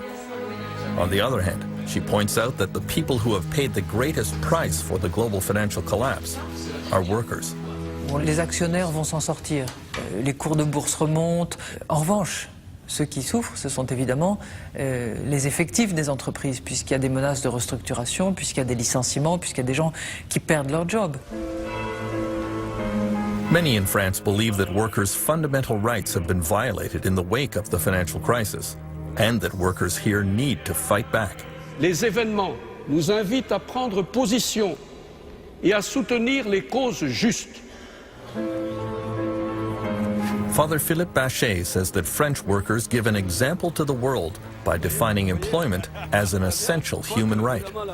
Ce sont des gens qui n'acceptent pas facilement ce qu'on leur propose, ce qu'on leur fait faire. Et donc ils se raidissent et ils défendent à la fois leurs droits, c'est normal, ils essayent de défendre aussi leur travail. Et le travail, c'est aussi très important pour l'homme. L'homme a besoin de travailler.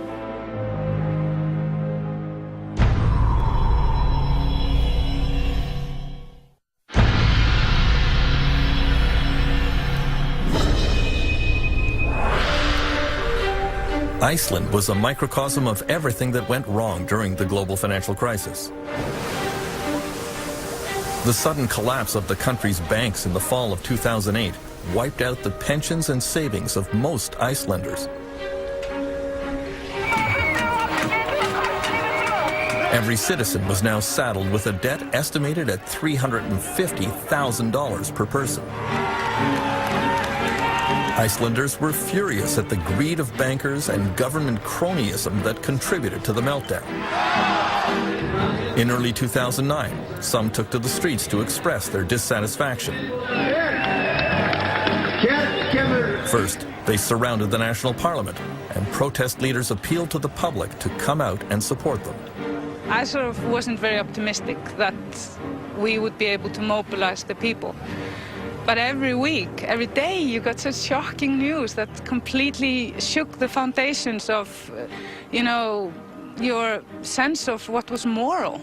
The immorality that was exposed to us was so shocking that people started to come together.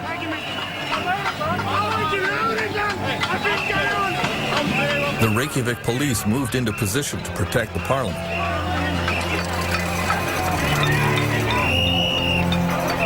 Inevitably, there were scuffles. Nothing like this had ever happened in Iceland, and both sides were unsure how to proceed.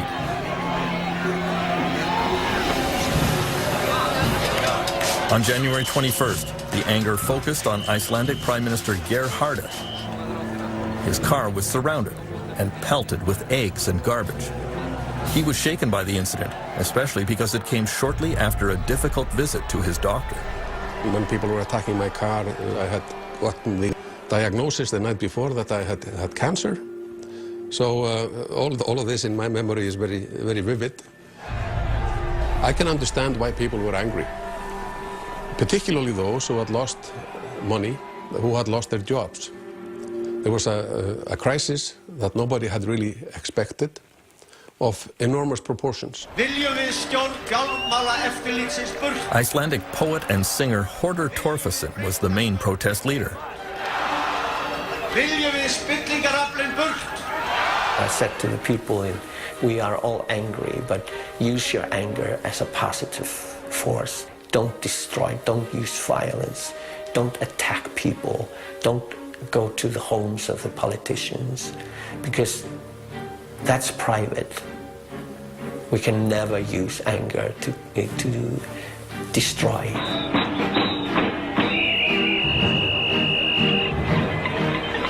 Torfason asked the crowd to go home and get their pots and pans, then come down and serenade the politicians in the parliament. Við þurfum ekki að nota alla þessa peninga.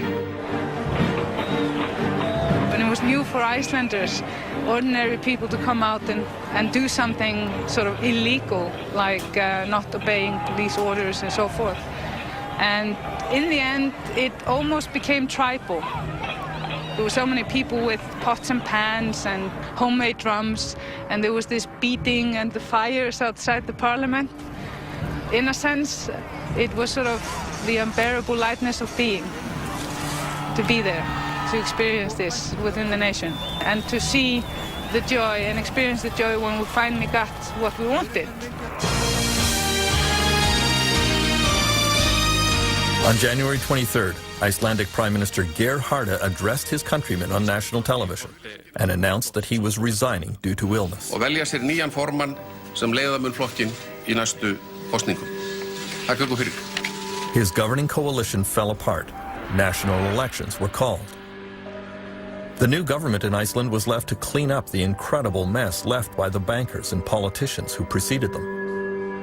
Og í dag yfirgefur nýfrjálshyggjan Steingrímur Sigfússon became the new finance minister. tímar og aðrar áherslur og annað gild. Obviously, the international crises are hitting a lot of countries, but in Iceland it's probably more painful than almost anywhere else, because things were taking to such extremes in Iceland.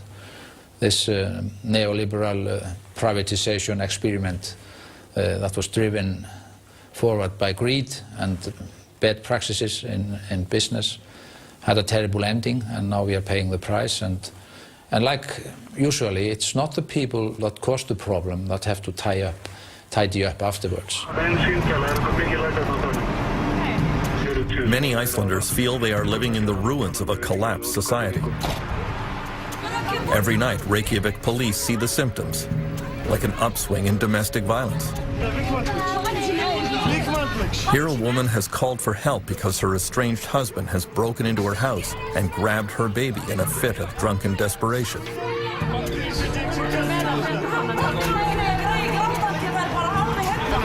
The police calmly talk the unemployed man into giving up without a fight.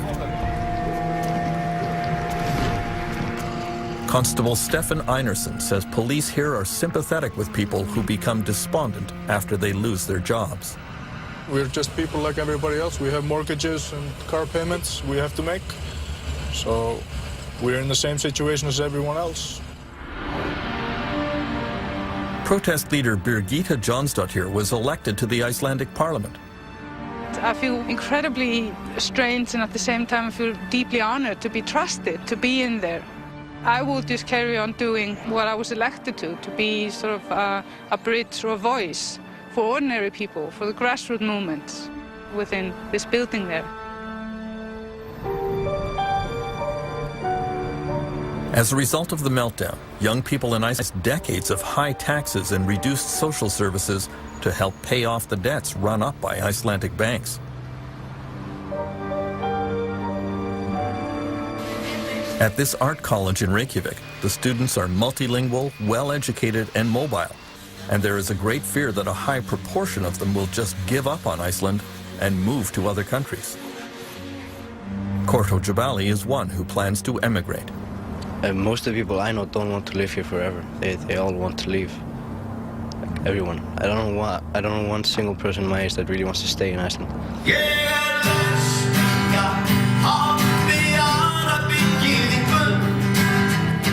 Icelandic protest leader Hordur Torfason has resumed his career as a performer.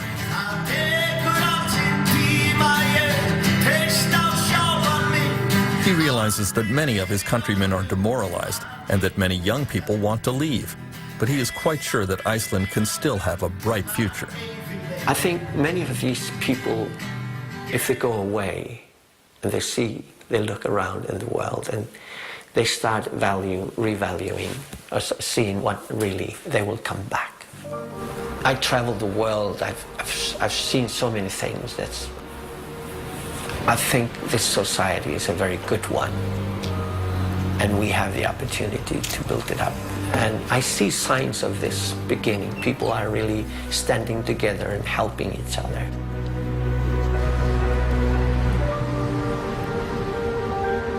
In confronting the problems of a failed economy, Iceland at least has the advantage of a strong social safety net.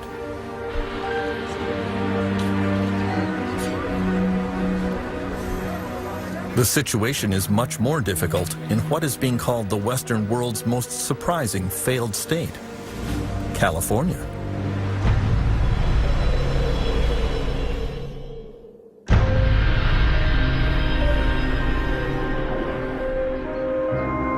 In the 3 months following the meltdown, there were an estimated 1 million foreclosures in the United States, sweeping many middle-class families into poverty.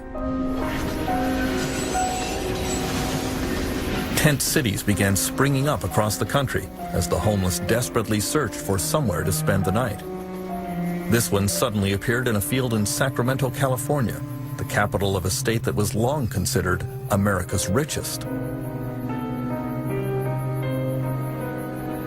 It was reminiscent of the tent cities that appeared in this area during the Great Depression of the 1930s. In those days, they were called Hoovervilles, after then U.S. President Herbert Hoover.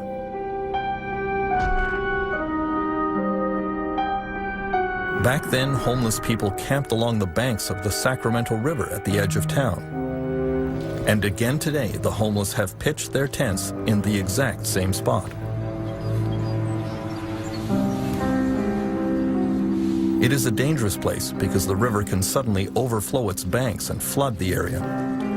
Bill Diola says they have tried to camp in safer places in Sacramento, but were chased away. The camping law states that if you're inside the city limits, you cannot pitch a tent for more than 24 hours, can't camp in one spot for more than 24 hours, even with written permission from the property owner. I'm 2 months homeless. This is all new to me. These guys lead me the way. Municipal officials in Sacramento quickly ordered the big tent cities dispersed and did everything in their power to drive the homeless out of their jurisdiction. Many were arrested or fined.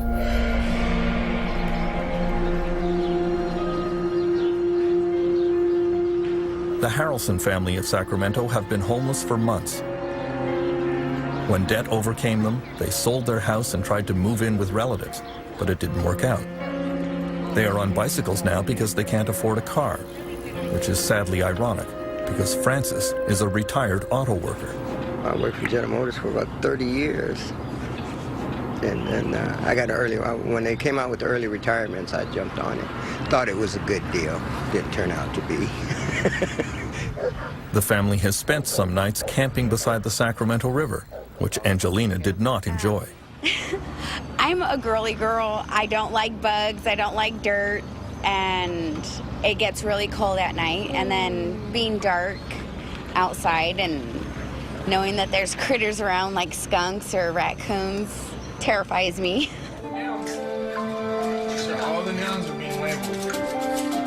The Harrelsons' 8-year-old son Joseph attends the Mustard Seed School in Sacramento, a school specially for children who are homeless.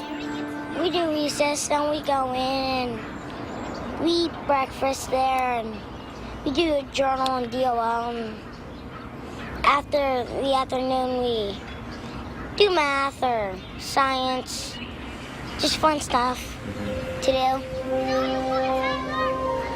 After the global financial collapse knocked so many families out of their houses and down below the poverty line, there are now over 1.5 million homeless children in the United States. This school is privately funded by a charity called Loaves and Fishes. It's not uncommon when the kids first come, you know, we have sack lunches that groups in the community have fixed for the kids. And a child will be eating her lunch, and the teachers will notice that she's hiding food. And when asked, that little girl will say, well, it's for my mother. I know she's going to be hungry. And for a child to be hiding food to take care of her hungry mother is not the way things should be. What is this? I have no idea. There's times where he gets really frustrated at us and he'll tell us, why can't you just give us a home like other normal kids? I want my own room back. It breaks my heart when he gets frustrated like that. It really breaks my heart to have to sit there and tell him, you know, I'm sorry. More and more charity organizations are stepping up to offer food and clothing to the homeless, but the demand just keeps growing. Almost 2 years after the meltdown, unemployment and homelessness in California is still getting worse, not better. There are over 100,000 homeless military veterans in the United States, the greatest collection of them in the Los Angeles area. Many of them suffer from post-traumatic stress and other mental illnesses. One of them recently crawled into a dumpster in Santa Monica and burned himself alive. The LA County Jail now houses the greatest collection of mentally ill people in the country. The government here simply can't provide any other facilities or treatment for them. Please welcome the 38th Governor of the state of California, Governor Arnold Schwarzenegger recently announced a new range of budget cuts, which will certainly make the situation even worse. But he remains optimistic. The power of California's innovators and entrepreneurs is still strong. We are still the shining city on the hill. I don't consider it by any means a failed state.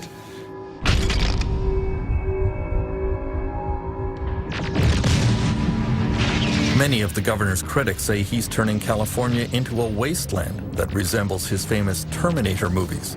He doesn't see it. When I was doing movies, I enjoyed destroying everything.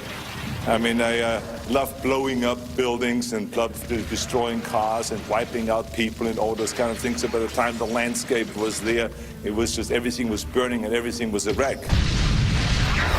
But now when you turn on the news, you see the same thing when they talk about the economy. But the reality of it is it's not that bad. It is bad.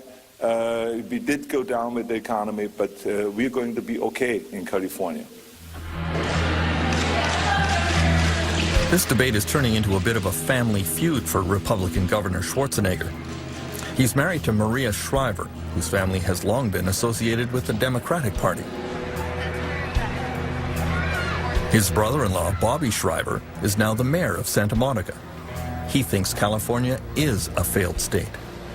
The optimistic side of the argument is the state's failed. Something radical needs to happen. The non-optimistic side, to me anyway, is look, everything's going to be okay. when in fact, it's not okay now, it's getting worse, and it could get a lot worse. If you're a disabled senior at home and someone comes and gives you your food and cleans your diaper once a day, that person's about to be fired. You're going to have to move out of your apartment into a nursing home where you don't know anybody in order to save $15 a day in California. The most creative, smartest group of people in America can't figure out how to finance that. That's a failed situation.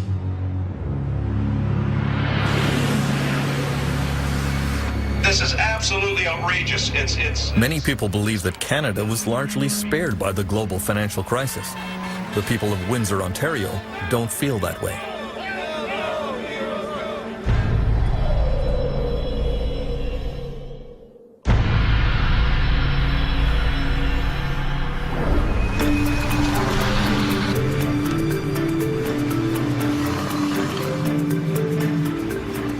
In the spring of 2010, the residents of Windsor, Ontario come to a picnic to say goodbye to the General Motors Corporation. It's a bittersweet occasion.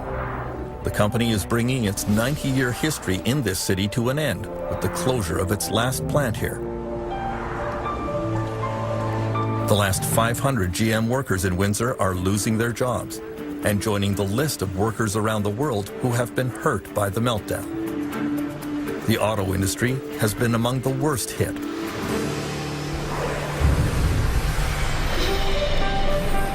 At its height, General Motors employed 7,000 workers in Windsor.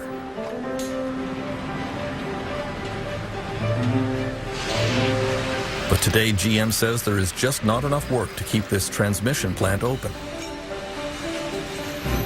As 49-year-old Ray Simard spends his last days on the assembly line, he has fond memories of the day he walked in the door in 1981. As a child, I visited the plant. As a young boy, I always said, I'm going to work at General Motors. And I got the job, and I was ecstatic. It's a beautiful thing, working for the biggest corporation in the world. Many of these auto workers started young and followed the same path as their fathers and grandfathers.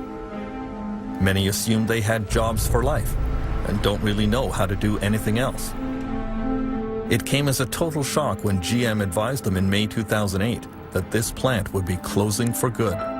It's a sad day. When I started, people left a job for me so that I could retire. I'm going to retire, and I'm not leaving a job for my children. That's disheartening. It really is.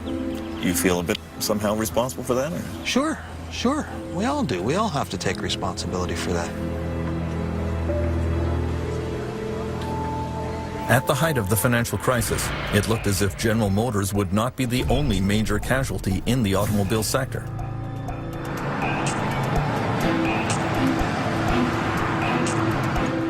Chrysler was headed for bankruptcy as well. The Chrysler minivan plant in Windsor employs over 4,300 workers. Canadian federal and provincial politicians were summoned to an emergency meeting at Chrysler headquarters in Detroit. Ontario's Minister of Economic Development and Trade was there, Windsor's Sandra Popatello. They sat down with us and started talking about what their condition really was, and it was very frightening to hear. And I guess being from Windsor, being brought up here, most of our lifeblood has been from the automotive sector. I thought I would never see the day that I would hear or get a sense that this could collapse. At the height of the 2008 crisis, executives from the big three U.S. auto companies came to Washington to ask for a massive government bailout. Famously, they all arrived in private corporate jets. There was a wave of revulsion from politicians and workers. Who do you think you are? You're asking for $50 billion and you fly in on a corporate jet? Those are our profits as well. As workers, every worker, I know at our plant they said, you gotta be kidding me. The U.S. government came up with the bailout money, and Canada quickly followed suit. Canadian Finance Minister Jim Flaherty is the Member of Parliament for Oshawa, another riding that depends on the automotive sector. discussions have taken place about this. He points out that there were many jobs at stake in Canada beyond those at the big three U.S. car companies. The fundamental challenge was this: were we going to be in the auto business or not? And the big driver, from my point of view, was the fact that we have three of the largest global parts companies in the world, in Canada. And that's where most of the technological innovation is. So we lose Chrysler, we lose General Motors, they continue in the United States and Europe and elsewhere, we're going to lose those parts companies too, because they'll have to follow them. This is absolutely outrageous. One group of workers in Windsor decided to fight back against their plant closing. The incident came at the Aradco car parts plant, which manufactured stamped metal components for Chrysler. In March 2009, workers were called on a Monday night and told to stay home. The American-owned plant was shutting down. Aradco workers realized that their management was trying to sell all the equipment and sneak off without paying any kind of settlement to employees, some of whom had worked for decades and were owed $30,000 or $40,000. Not today, motherfucker! Go home! They decided to stop trucks that were arriving to empty out the plant.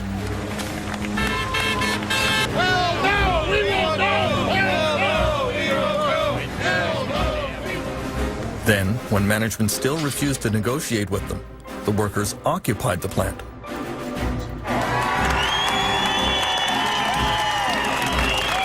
it pathetic when our guys have got to go to this length?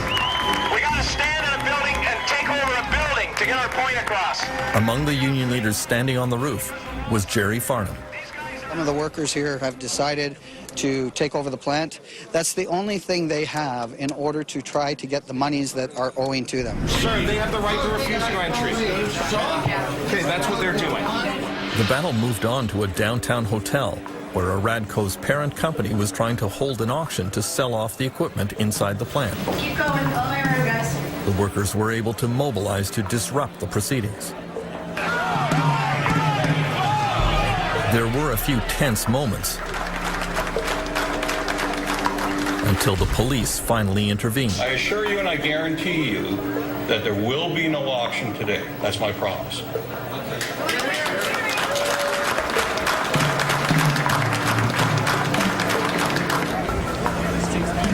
It turns out that the American owners of this plant were already fugitives from justice. Aradco was operated by a California company called Catalina. The company website, now defunct, shows the name Gregory Willis as chief executive officer. This Michigan document shows that a few weeks before the plant was closed, Catalina's owners took the precaution of officially dissolving the company. The same owners had played the same game in 2006 in France. There as well, the plant was closed, the workers occupied it, but in France the owners were tried and convicted of breaking French law. In Windsor, union leader Jerry Farnham says that Canada has similar laws, but they are not enforced. Our government doesn't have the balls to step up to the plate and go after what's rightfully owed to the workers. And the reality of the day, this part here really pisses me off because of the fact that the government has laws in place, but they're not being enacted on at all. These guys are heroes. In the end, Chrysler stepped in and paid the workers about a quarter of what they were owed, and so the Aradco occupation ended.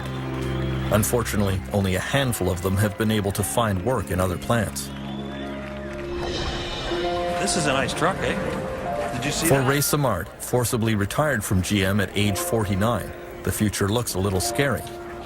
He realizes that he is unlikely to find a new career that pays anything like the auto industry, but he is ready to make the best of it. I still have young children that I need to put through university, so there will be a change in my work employment. I'm not sure exactly what door is going to open for me yet. I'm still, my dad was a carpenter, and I may have to pick up my tool belt again. That's a possibility. The most devastating effects of the financial collapse are being felt in the countries that flew the highest during the global real estate boom. In Spain and in Dubai.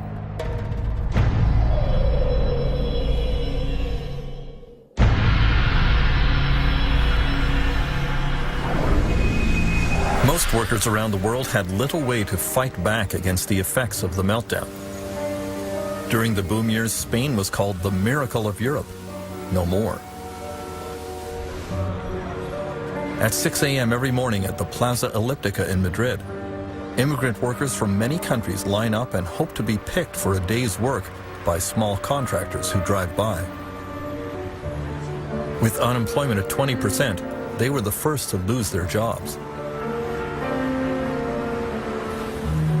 The Spanish government recently offered to pay immigrants to go back to where they are from. Few took up the offer. Suleiman from Mali says he will hold on here in hopes that things will improve. But he sees no evidence that will happen.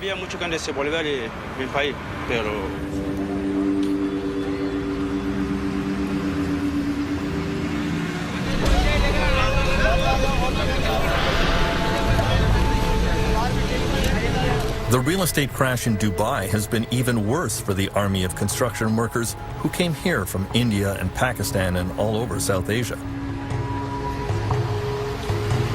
They are paid on average $3 a day. Many of them have been thrown out of work.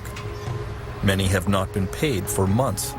There were 200,000 laborers at once here. And the practice is such that if you want to come to Dubai as a laborer, you just don't apply. You actually go to your home city in Bangladesh or somewhere in Karachi and pay a middleman money. So you're buying yourself a visa, okay? And while you're working, you're actually paying back maybe your prepaid visa rights through the first year. So imagine if those guys didn't get paid for 2 or 3 months.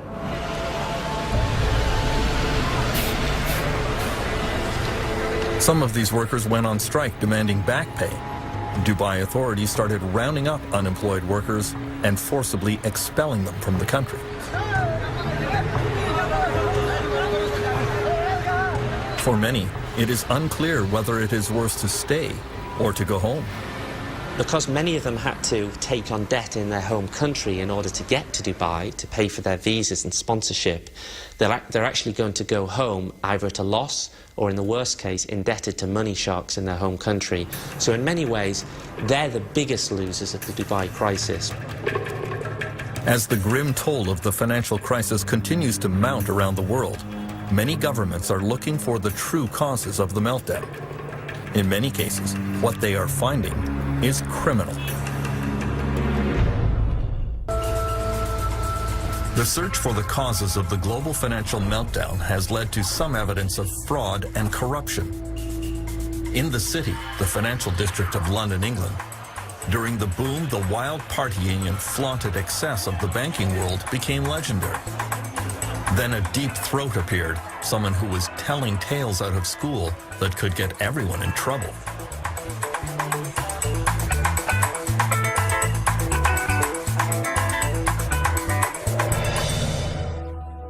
City Boy was an anonymous column that appeared in a small local newspaper and soon attracted a wide following.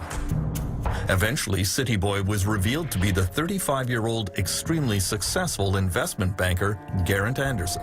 I would focus on false rumours, I'd focus on drugs and strip joints, sexism, racism.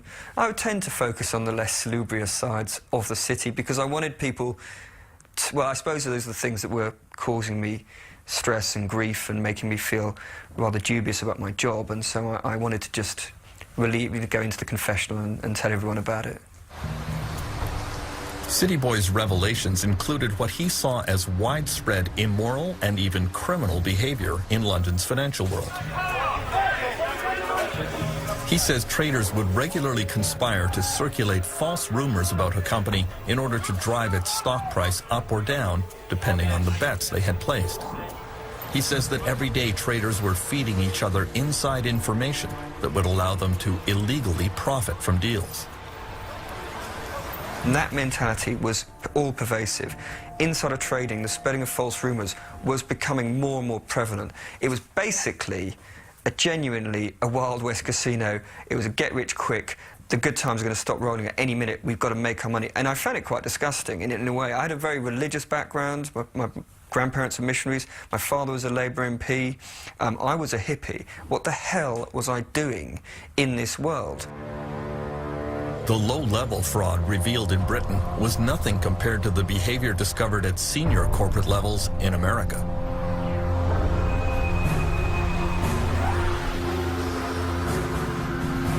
U.S. investigators, however, discovered that criminal behavior is hard to prove when it involves some of the most powerful people on Wall Street. The first two U.S. executives charged with fraud were Ralph Cioffi and Matthew Tannen, who ran a giant hedge fund and America's fifth largest investment bank, Bear Stearns. They were among the top golden boys on Wall Street, but the failure of their investment fund in 2007 eventually led to the collapse of the bank. Investors lost billions. Investigators discovered that in March 2007, the two realized that their fund was melting down. Cioffi emailed Tannen, "The worry for me is that the subprime losses will be far worse than anything people have modeled." Meanwhile, Tannen bragged that he was still finding suckers to invest in a fund he knew was failing. Believe it or not, I've been able to convince people to add more money. They reminded me of the emails that we saw during the tech stock bubble, where the analyst would go out and shill for some stock and then in an email tell his colleagues, this is crap. I think it's appalling that people who are making that much money and who purport to be smarter than everybody else basically turn out to be nothing more than devious snake oil salesmen. At their trial, Cioffi and Tannen hired a parade of high-powered expert witnesses to testify that their actions were not illegal. Just one of those experts, R. Glenn Hubbard, a former economic advisor to George W. Bush, was paid $100,000 for his testimony. Mr. Chaffee's not going to make any further comments then. The two were found not guilty, although they now face a raft of civil charges from the Securities and Exchange Commission. The case was seen as a shocking demonstration of the power of Wall Street money. If we have a Wall Street bank that can afford very, very clever litigators that have an awful lot of firepower behind them, they can overwhelm the Securities and Exchange Commission. They can overwhelm other government agencies. They probably will.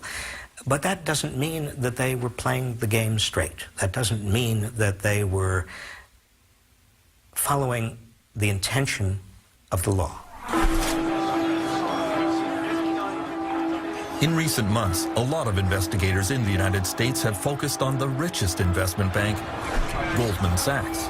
The meeting of the Financial Crisis Inquiry Commission will come to order. In the hearings of the Congressional Commission examining the meltdown, Chairman Phil Angelides went after Goldman CEO Lloyd Blankfein for betting against his own customers in the market for complicated financial products.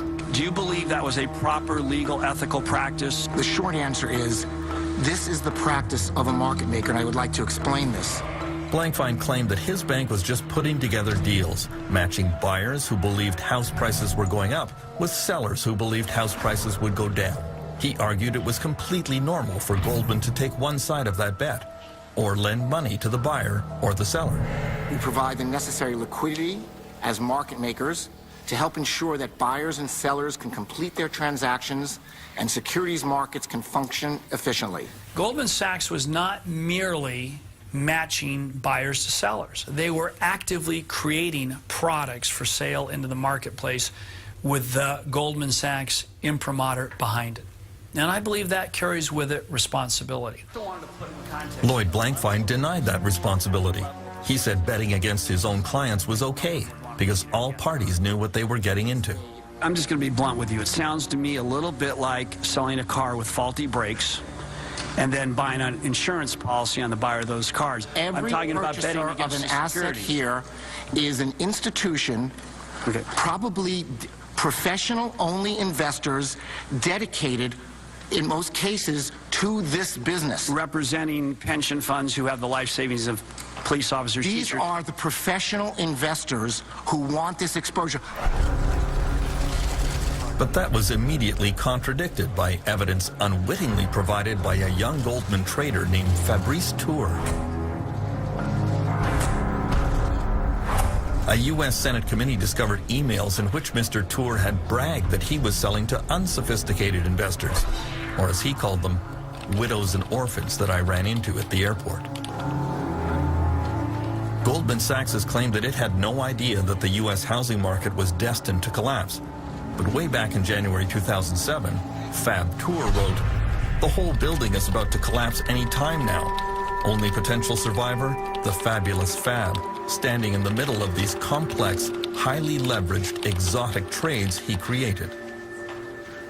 Fabrice Tour and Goldman Sachs were charged with fraud by the U.S. Securities and Exchange Commission. I deny categorically the SEC's allegations, and I will defend myself in court against this false claim. Got it? 105? Yes, Mr. Chairman. Senate Investigations Committee Chairman Carl Levin went after Tour's superiors at Goldman Sachs, reading other emails which indicated they knew they were selling faulty products to their own clients. June 22 is the date of this email. Boy, that Timberwolf was one shitty deal. How much of that shitty deal did you sell to your clients after June 22, 2007? Mr. Chairman, I don't know the answer to that, but the price would have reflected levels that they wanted to invest in. Oh, of course. But they don't know it's a... You didn't tell them you thought it was a shitty deal? Well, I didn't say that. Come on, Mr. Sparks. Well, Mr. Chairman... Should Goldman Sachs be trying to sell... And by the way, it sold it. A lot of it after that date. Should Goldman Sachs be trying to sell a shitty deal? Well...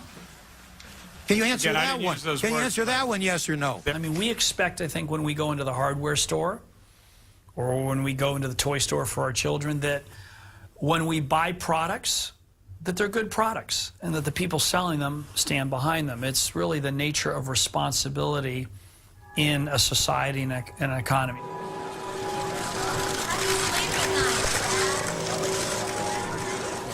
Goldman Sachs eventually settled its fraud case by paying an unprecedented $550 million fine. But several members of the U.S. Congress sent this letter to the Department of Justice, officially requesting a criminal investigation of Goldman and its senior executives. One of the reasons I'm interested in criminal proceedings is because you can go after their bank accounts. You can actually pry open, claw open their accounts, their personal accounts, their 7 homes, their limousines, their yachts. You can go after, I'm looking for justice for the American people and how we're going to get the money back that our people are owed. Only 2 days after Goldman Sachs was charged with fraud, Chairman Lloyd Blankfein authorized a $5.5 billion package of new bonuses for his executives. That was somewhat galling to members of Congress who had seen the company benefit to the tune of several $100 billion from the U.S. government bailout. Goldman Sachs was not a normal bank. It was a speculator in the market. How would it be if you went to Las Vegas and you gambled all your money away? And then, at the very end, when you said, oh my goodness, my bad behavior should be rewarded, right? And you get the government of the United States to pay for your losses in Las Vegas. That's a great deal. That's what he did. And they not only took their losses and gave them to someone else, they paid themselves bonuses for doing it. The search for fraud and corruption behind the meltdown was also underway in Europe, where some high-level con artists are going right back to business.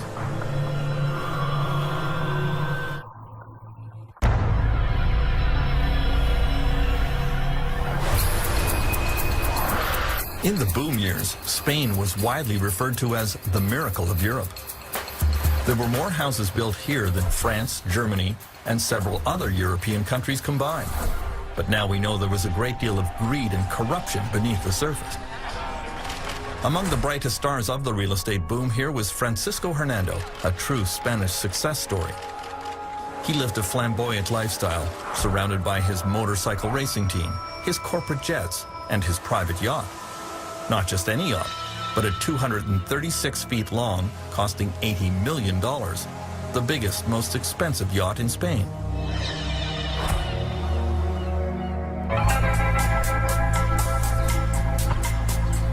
In 2004, Francisco Hernando built what was supposed to be his crowning glory near the town of Cesena, 1 hour south of Madrid, a giant condominium development the size of a small city. There were 89 buildings containing 13,000 apartments. The project was approved in record time. His town would bear his personal imprint, a community garden named after his wife, Maria Odena. And near the entrance, a 20-foot statue of his parents. He hecho la fiesta para mí, para los que me han comprado los pisos, los que han confiado en mí. At the gala unveiling of the project, Hernando was treated like a rock star by the Spanish media. Then a young reporter started to examine the story more closely. Bueno, así a primeras dices, pues qué bien, ¿no? Everyone was saying, wow, that's great, that's wonderful, he's a self-made man. El problema es cuando te metes en esa historia y empiezas a The problem is when you dig deeper into the story, you discover that the project was approved in record time with no provision for things like water, roads, health facilities, all things that should be provided for families living there. It wasn't normal to see it approved with all these shortcomings. Alejandro Ramon soon discovered that the Cesena project had been arranged with massive bribes to the mayor of the nearby town. The mayor was arrested.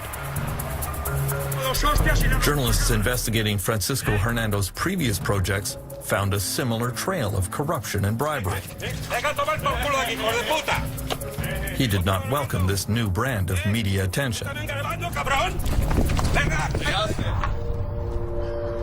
Today, Hernando's showcase development of Cesena is a ghost town.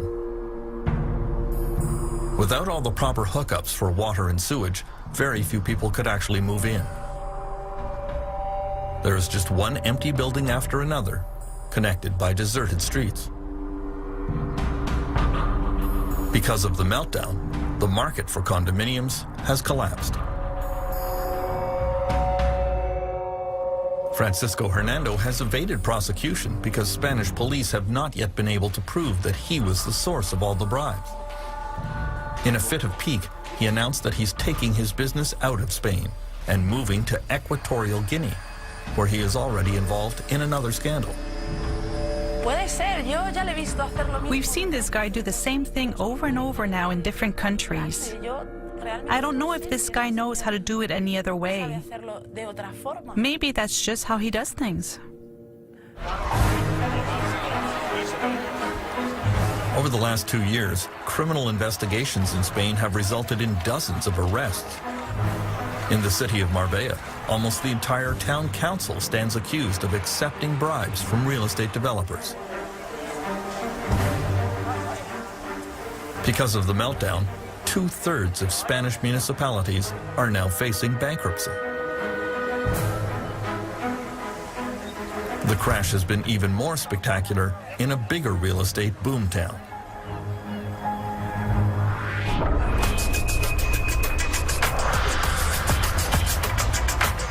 In the years before the meltdown, Dubai had the biggest real estate bonanza in the world.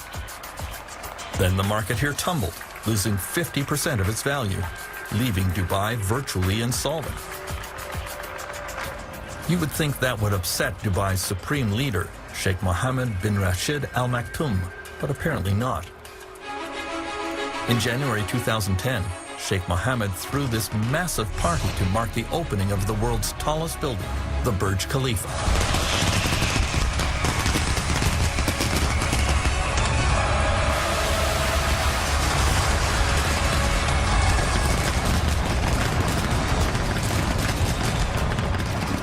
Sheikh Mohammed calls himself Dubai's CEO. He always claimed that he ran his government according to strict business principles, but now many are quietly questioning his judgment and his leadership. Well, I think when you portray yourself as the CEO of Dubai Inc., if a company goes bust and disgraces itself and leaves a lot of people indebted, normally, in order any restructuring, the CEO has to be replaced. The problem in a traditional monarchy or an autocracy in this case is that the CEO remains. Government and business officials in Dubai have followed the Sheikh's lead. At the top of the Burj Tower on the day it opened, I'm excited that all of you are the first group of people to actually come to the Burj at the top. Dubai's leading developer tried to portray the Dubai real estate crash as a good thing. Maybe values are changing, and that's good because the city at one point got to be too expensive. So I think that's good for the customers and that's good for the city. Moving through Dubai, you encounter a lot of evidence that things are not quite as rosy as the leadership pretends. This brand new $8 billion transit system was built by Japanese companies, but now the Dubai government can't pay for it. The Japanese are being offered a few cents on the dollar over a period of many years.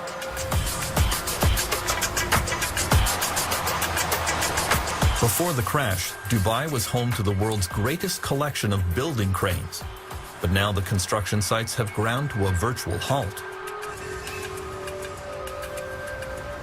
Many of these real estate developments have been spurred on by speculators who never intended to occupy the units, only to flip them for a profit. The government here did everything to encourage the scheme. To many critics, that was fraud. Dubai, in many ways, with not to be too uncharitable, was a state pyramid scheme, a state Ponzi. It relied on more people coming in to buy the properties or even the deposits of people who'd been there a little bit earlier than them, and it had to keep on going. The crash when it happened in Dubai was like a game of musical chairs coming to an end. The fools who were left with these half-finished properties, or in some cases patches of sand, were unable to sell on the premium because they were worthless by this stage. In the ultimate denial of reality, Dubai is moving right into its next real estate mega project called The World. It is a series of islands off the coast, roughly in the shape of a world map. Developers are supposed to buy the islands and build their own tourist facilities on them. Austrian Joseph Kleindienst has bought the islands of Central Europe. The first island to be developed will be Germany. Joseph believes passionately in this project. His dream here includes hotels and condominiums to be used year-round by German tourists. Why would those tourists come here when the temperature in Dubai reaches 40 degrees Celsius, which it does for months at a time? Easy.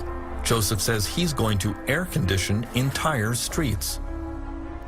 The R&D Institute from Germany, the Fraunhofer Institute, came up with an excellent idea to help during this time. We will build a 1.6 kilometer long boulevard, climate controlled, so that people can walk outside 12 months a year and enjoy the climate controlled boulevard. Joseph's optimism seems hard to justify. The parent company of the World Project has announced that it cannot pay its debts to its many creditors. The international skepticism about Dubai is only growing, especially because the government here has been very secretive and even disingenuous about the state of its finances. Dubai's proposed island paradise with air-conditioned streets may be a harder sell than they imagine. I believe there were even plans to have refrigerated beaches in Dubai at one point, and I'm not sure in the post-credit crunch world that the smart money would be going to Dubai in quite that way anymore. Transparency, due diligence and sustainability will be the watchwords of the next decade, and Dubai fails on all counts.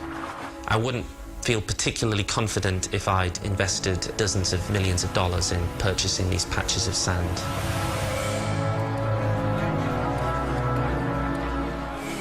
While Sheikh Mohammed tries to pretend that the meltdown never happened, other world leaders are trying to get to the root of the problem. There have been some very tough questions, including one from an unexpected source.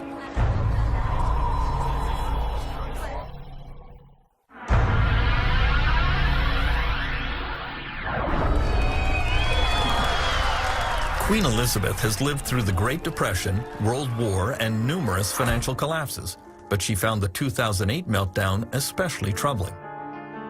A few weeks after the crash, she decided to make her first ever visit to the London School of Economics. For a few minutes, she made polite conversation with her hosts and then surprised them with a tough question about the financial crisis. If they were all so smart, why did nobody notice it coming? The staff at the LSE were somewhat flummoxed by the question and eventually wrote to the Queen that it was a failure of imagination. Martin Wolf of the Financial Times of London, considered one of the foremost economic minds in Britain, has a more intriguing answer.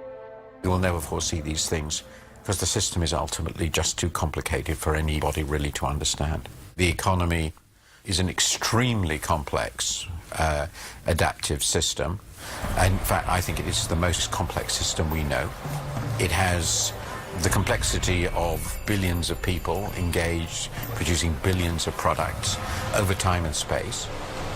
And they are people, and because they're people, they are subject to all the emotions of human beings, both euphoria and panic and all the rest of it, collectively and individually. Such a system will generate very complicated phenomena, and it will often be very, very difficult to interpret them.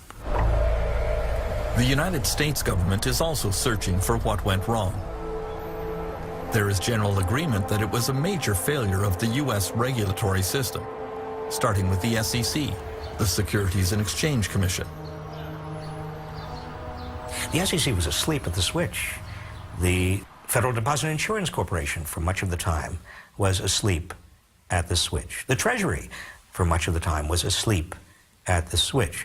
But the drowsiness was all induced by this very, very powerful opiate called market fundamentalism. The idea that markets were basically perfect. They could do no wrong, that investors were smart, that smart investors would make all the inquiries they needed to make, that information was relatively and easily available to everyone, that therefore there could not be any problem. In Britain, the government regulator is the Financial Services Authority, which didn't do much better. They seemed easily foiled by legions of avaricious young smart alecks. Basically, the attitude to politicians and regulators is hands off, we'll do our own thing, and of course what we're trying to say there is let us abuse a system that is open to abuse so we can make vast amounts of money, and please don't hassle us. The interesting thing is that when the good times are rolling, we say, hands off, don't regulate us, stop having any involvement with us. And then as soon as we get in trouble, we come cap in hand and saying, actually, can you sort us out? So it's a heads I win, tails you lose, or as many people in Britain have said, we privatise the profits of the banks to a select few, idiots like me, and we nationalise the losses to everyone, the idiots out there, the civilians. French Finance Minister Christine Lagarde is playing a key role in the search for effective new financial regulations. You hear privately from businessmen a lot. Governments can pass any regulation they want. We will always be able to outsmart governments and politicians in particular. Thieves and cops. Oui, c'est ça, c'est le gendarme et le voleur. C'est dans la nature humaine que d'essayer de contourner les obstacles. Quand on est un petit enfant et qu'on vous donne un interdit, vous essayez de voir comment vous pouvez passer à travers. Là, c'est la même chose. Le gouvernement fixe des règles et le monde des affaires se dit, bon, voilà les règles, voilà, il faudrait que je paye beaucoup de conseillers, de fiscalistes, d'avocats, de management en consultant, etc. Pour contourner les obstacles. Il faut constamment être en outsmarting each other. Donc il faut constamment anticiper la manière dont l'autre va essayer de contourner la règle pour améliorer la règle. Donc on est en travail permanent. In the United States, the quest for new financial regulations has been swayed by the deep pockets of Wall Street bankers. This is There was real anger at the banks after the meltdown and widespread demand to hold Wall Street accountable. We know the financial industry is spending $1.4 million a day right here on K Street to kill legislation up on Capitol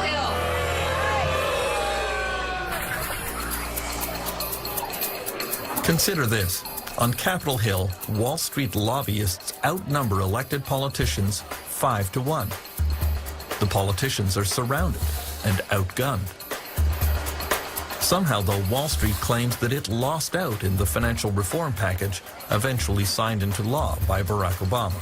I would be very skeptical of all Wall Street claims that they failed in terms of this new financial package.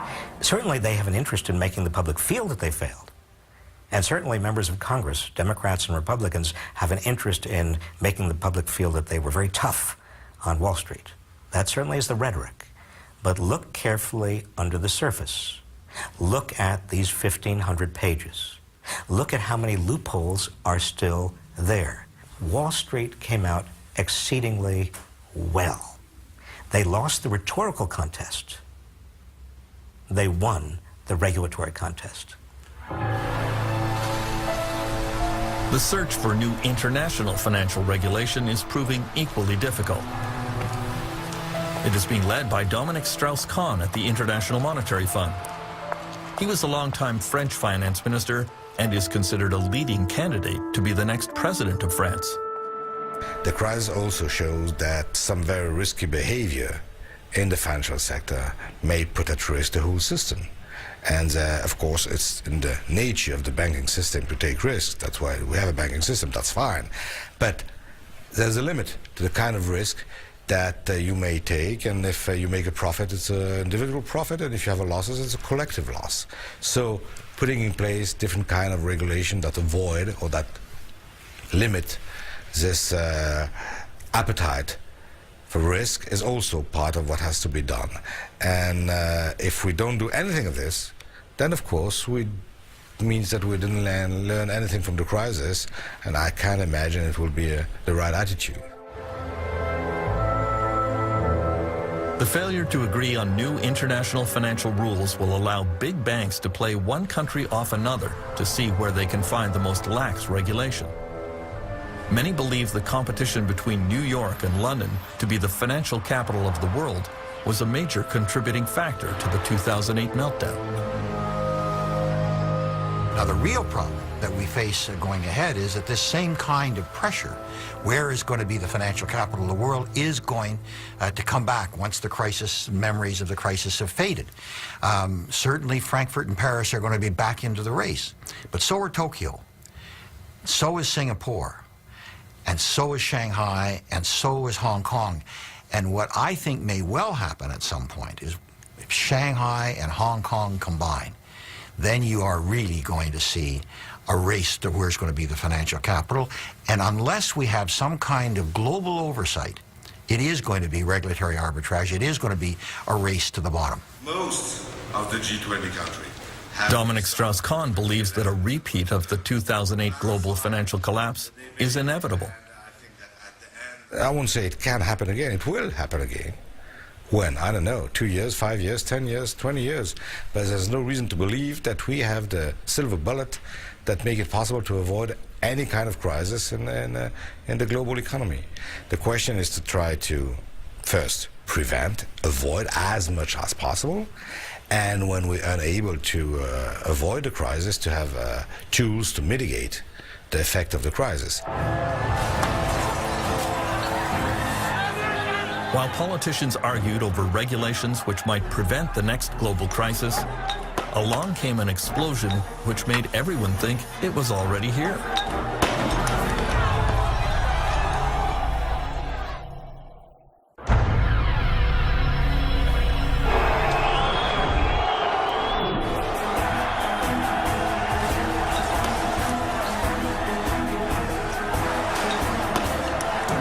In the spring of 2010, it looked as if the next global financial crisis was already starting.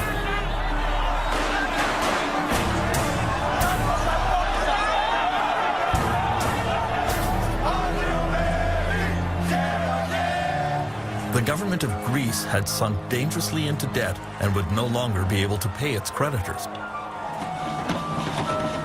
Demonstrations filled the streets of Athens as millions lost pay and benefits. Είναι δυσίωνο. Παιδιά, δεν τα βλέπω καλά τα πράγματα και μάλλον είμαστε έτοιμοι για άλλη γη και άλλα μέρη. Αυτό. Είναι πολύ δύσκολο, πάρα πολύ δύσκολο. Φοβάμαι ότι θα έρθουν πολύ χειρότερες μέρες, πολύ πιο δύσκολες μέρες. Τίποτα, την πτώχευση. Νομίζω ότι είναι αναπόφευκτο.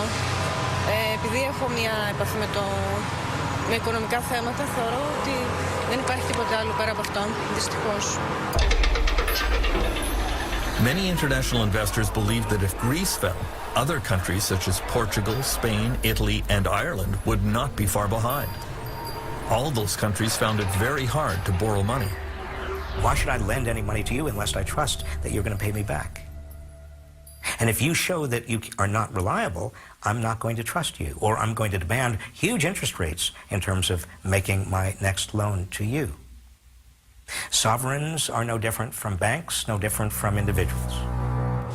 So we've got to restore trust. Trust was supposed to be restored in Greece and other weak European countries with a $1 trillion bailout funded by the strongest European powers and the International Monetary Fund. Dominic Strauss-Kahn worries that the bailout is only a temporary solution to Europe's problems. The problem of Europe is a bigger problem than the Greek crisis. The problem of Europe is a problem of low growth. The problem of Europe is the fact that there's almost no increase in productivity, and that there's this huge set of countries accounting for close to 1/3 of the global GDP is just unable to, in the recovery, to take advantage of the recovery. So far, the recovery in most parts of the world has been funded by massive government spending. This was the way to quickly create jobs in everything from construction to engineering, and thus alleviate the unemployment crisis. Now, a lot of people would say you're just putting off the pain for a later date, and indeed we are. What we're doing is those governments are taking on debt to do that, and it's our children and grandchildren who presumably will eventually have to repay that debt in order to finance our little rescue today, which might not work and might only put a day of reckoning off for another couple of years.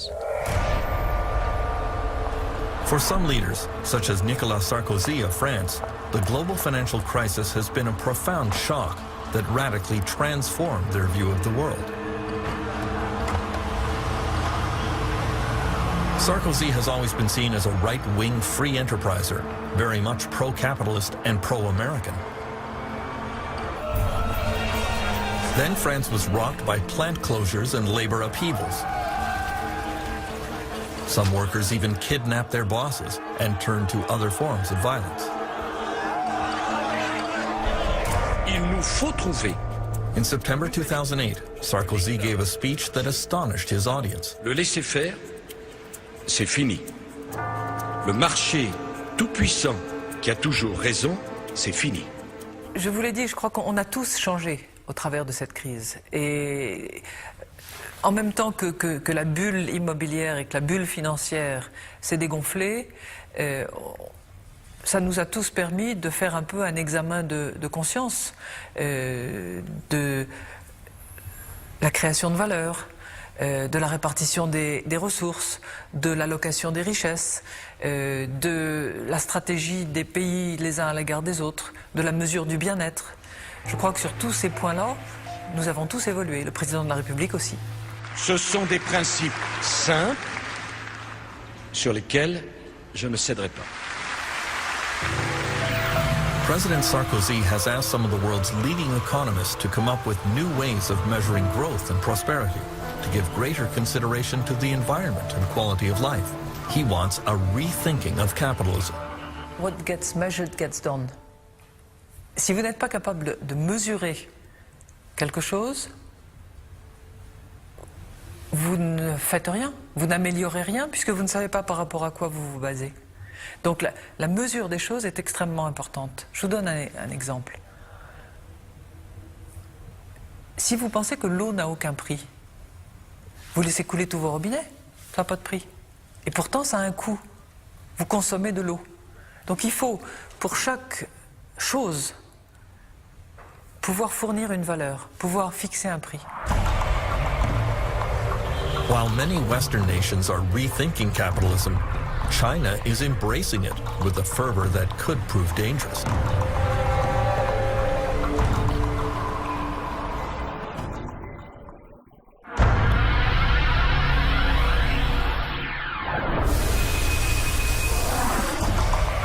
The Chinese economy has been surging ahead in the last few years, and many economists seem to believe that China can become a kind of engine that pulls the world out of recession. Chinese consumers are becoming richer, and there is hope that their increased spending will kickstart the global economy.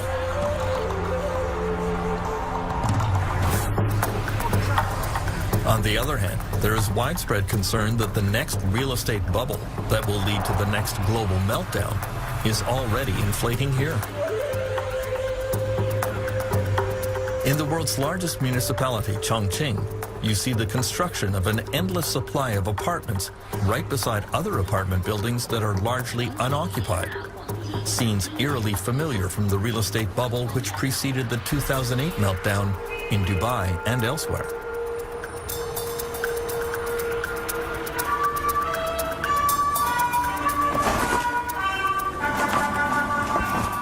The Chinese Communist Party, however, tends to conceal any unpleasant facts about the economy here.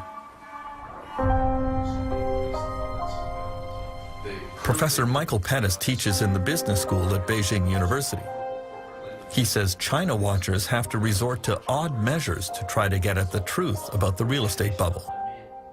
A friend of mine in Shanghai came up with a very interesting indirect way of measuring inventory in Shanghai. You know, a couple months ago we had an eclipse of the sun at 10 o'clock in the morning in China time, and it was a total eclipse in Shanghai. So his reasoning was at 10 o'clock in the morning you're supposed to be at work, so all the office lights should be on. And he just rode around the city checking out the office lights. And he said that it's not a very scientific measure, but it led him to feel that there was an awful lot of empty office space. Now there has been a more scientific study in which electricity consumption was closely measured in new office buildings and condominiums. The study confirms an enormous glut of unused office space and estimates that there are 65 million empty apartments in China, all evidence of a very dangerous real estate bubble. In the next few years, China and India are expected to take over some of the top spots among the world's leading economies, which only increases the worry about financial meltdowns starting there.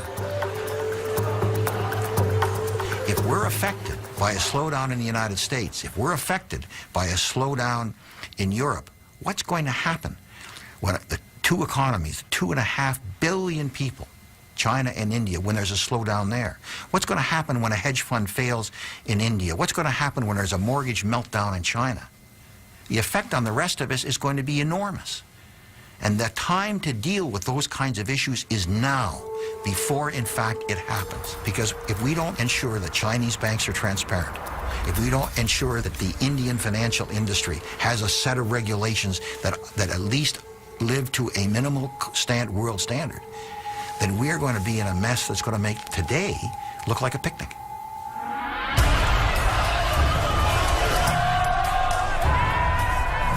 In the last 2 years, Canadians learned about the power and unpredictability of a financial crisis. Canada has had only a small taste of the wrenching protests and disruption that became the hallmark of the financial collapse around the world. This was the first truly global economic meltdown, where the interconnectedness of the world economy exploded in ways that very few bankers and economists had foreseen. And very few politicians knew how to deal with. History has taught world leaders that major economic crises like the Great Depression go on for years. Just when you think it's over, along comes another relapse. Even though the causes of the 2008 meltdown are now clear, there is no magic formula to stop it from happening again. The world has to start planning for the next crisis, even as we recognize that this one is not over yet.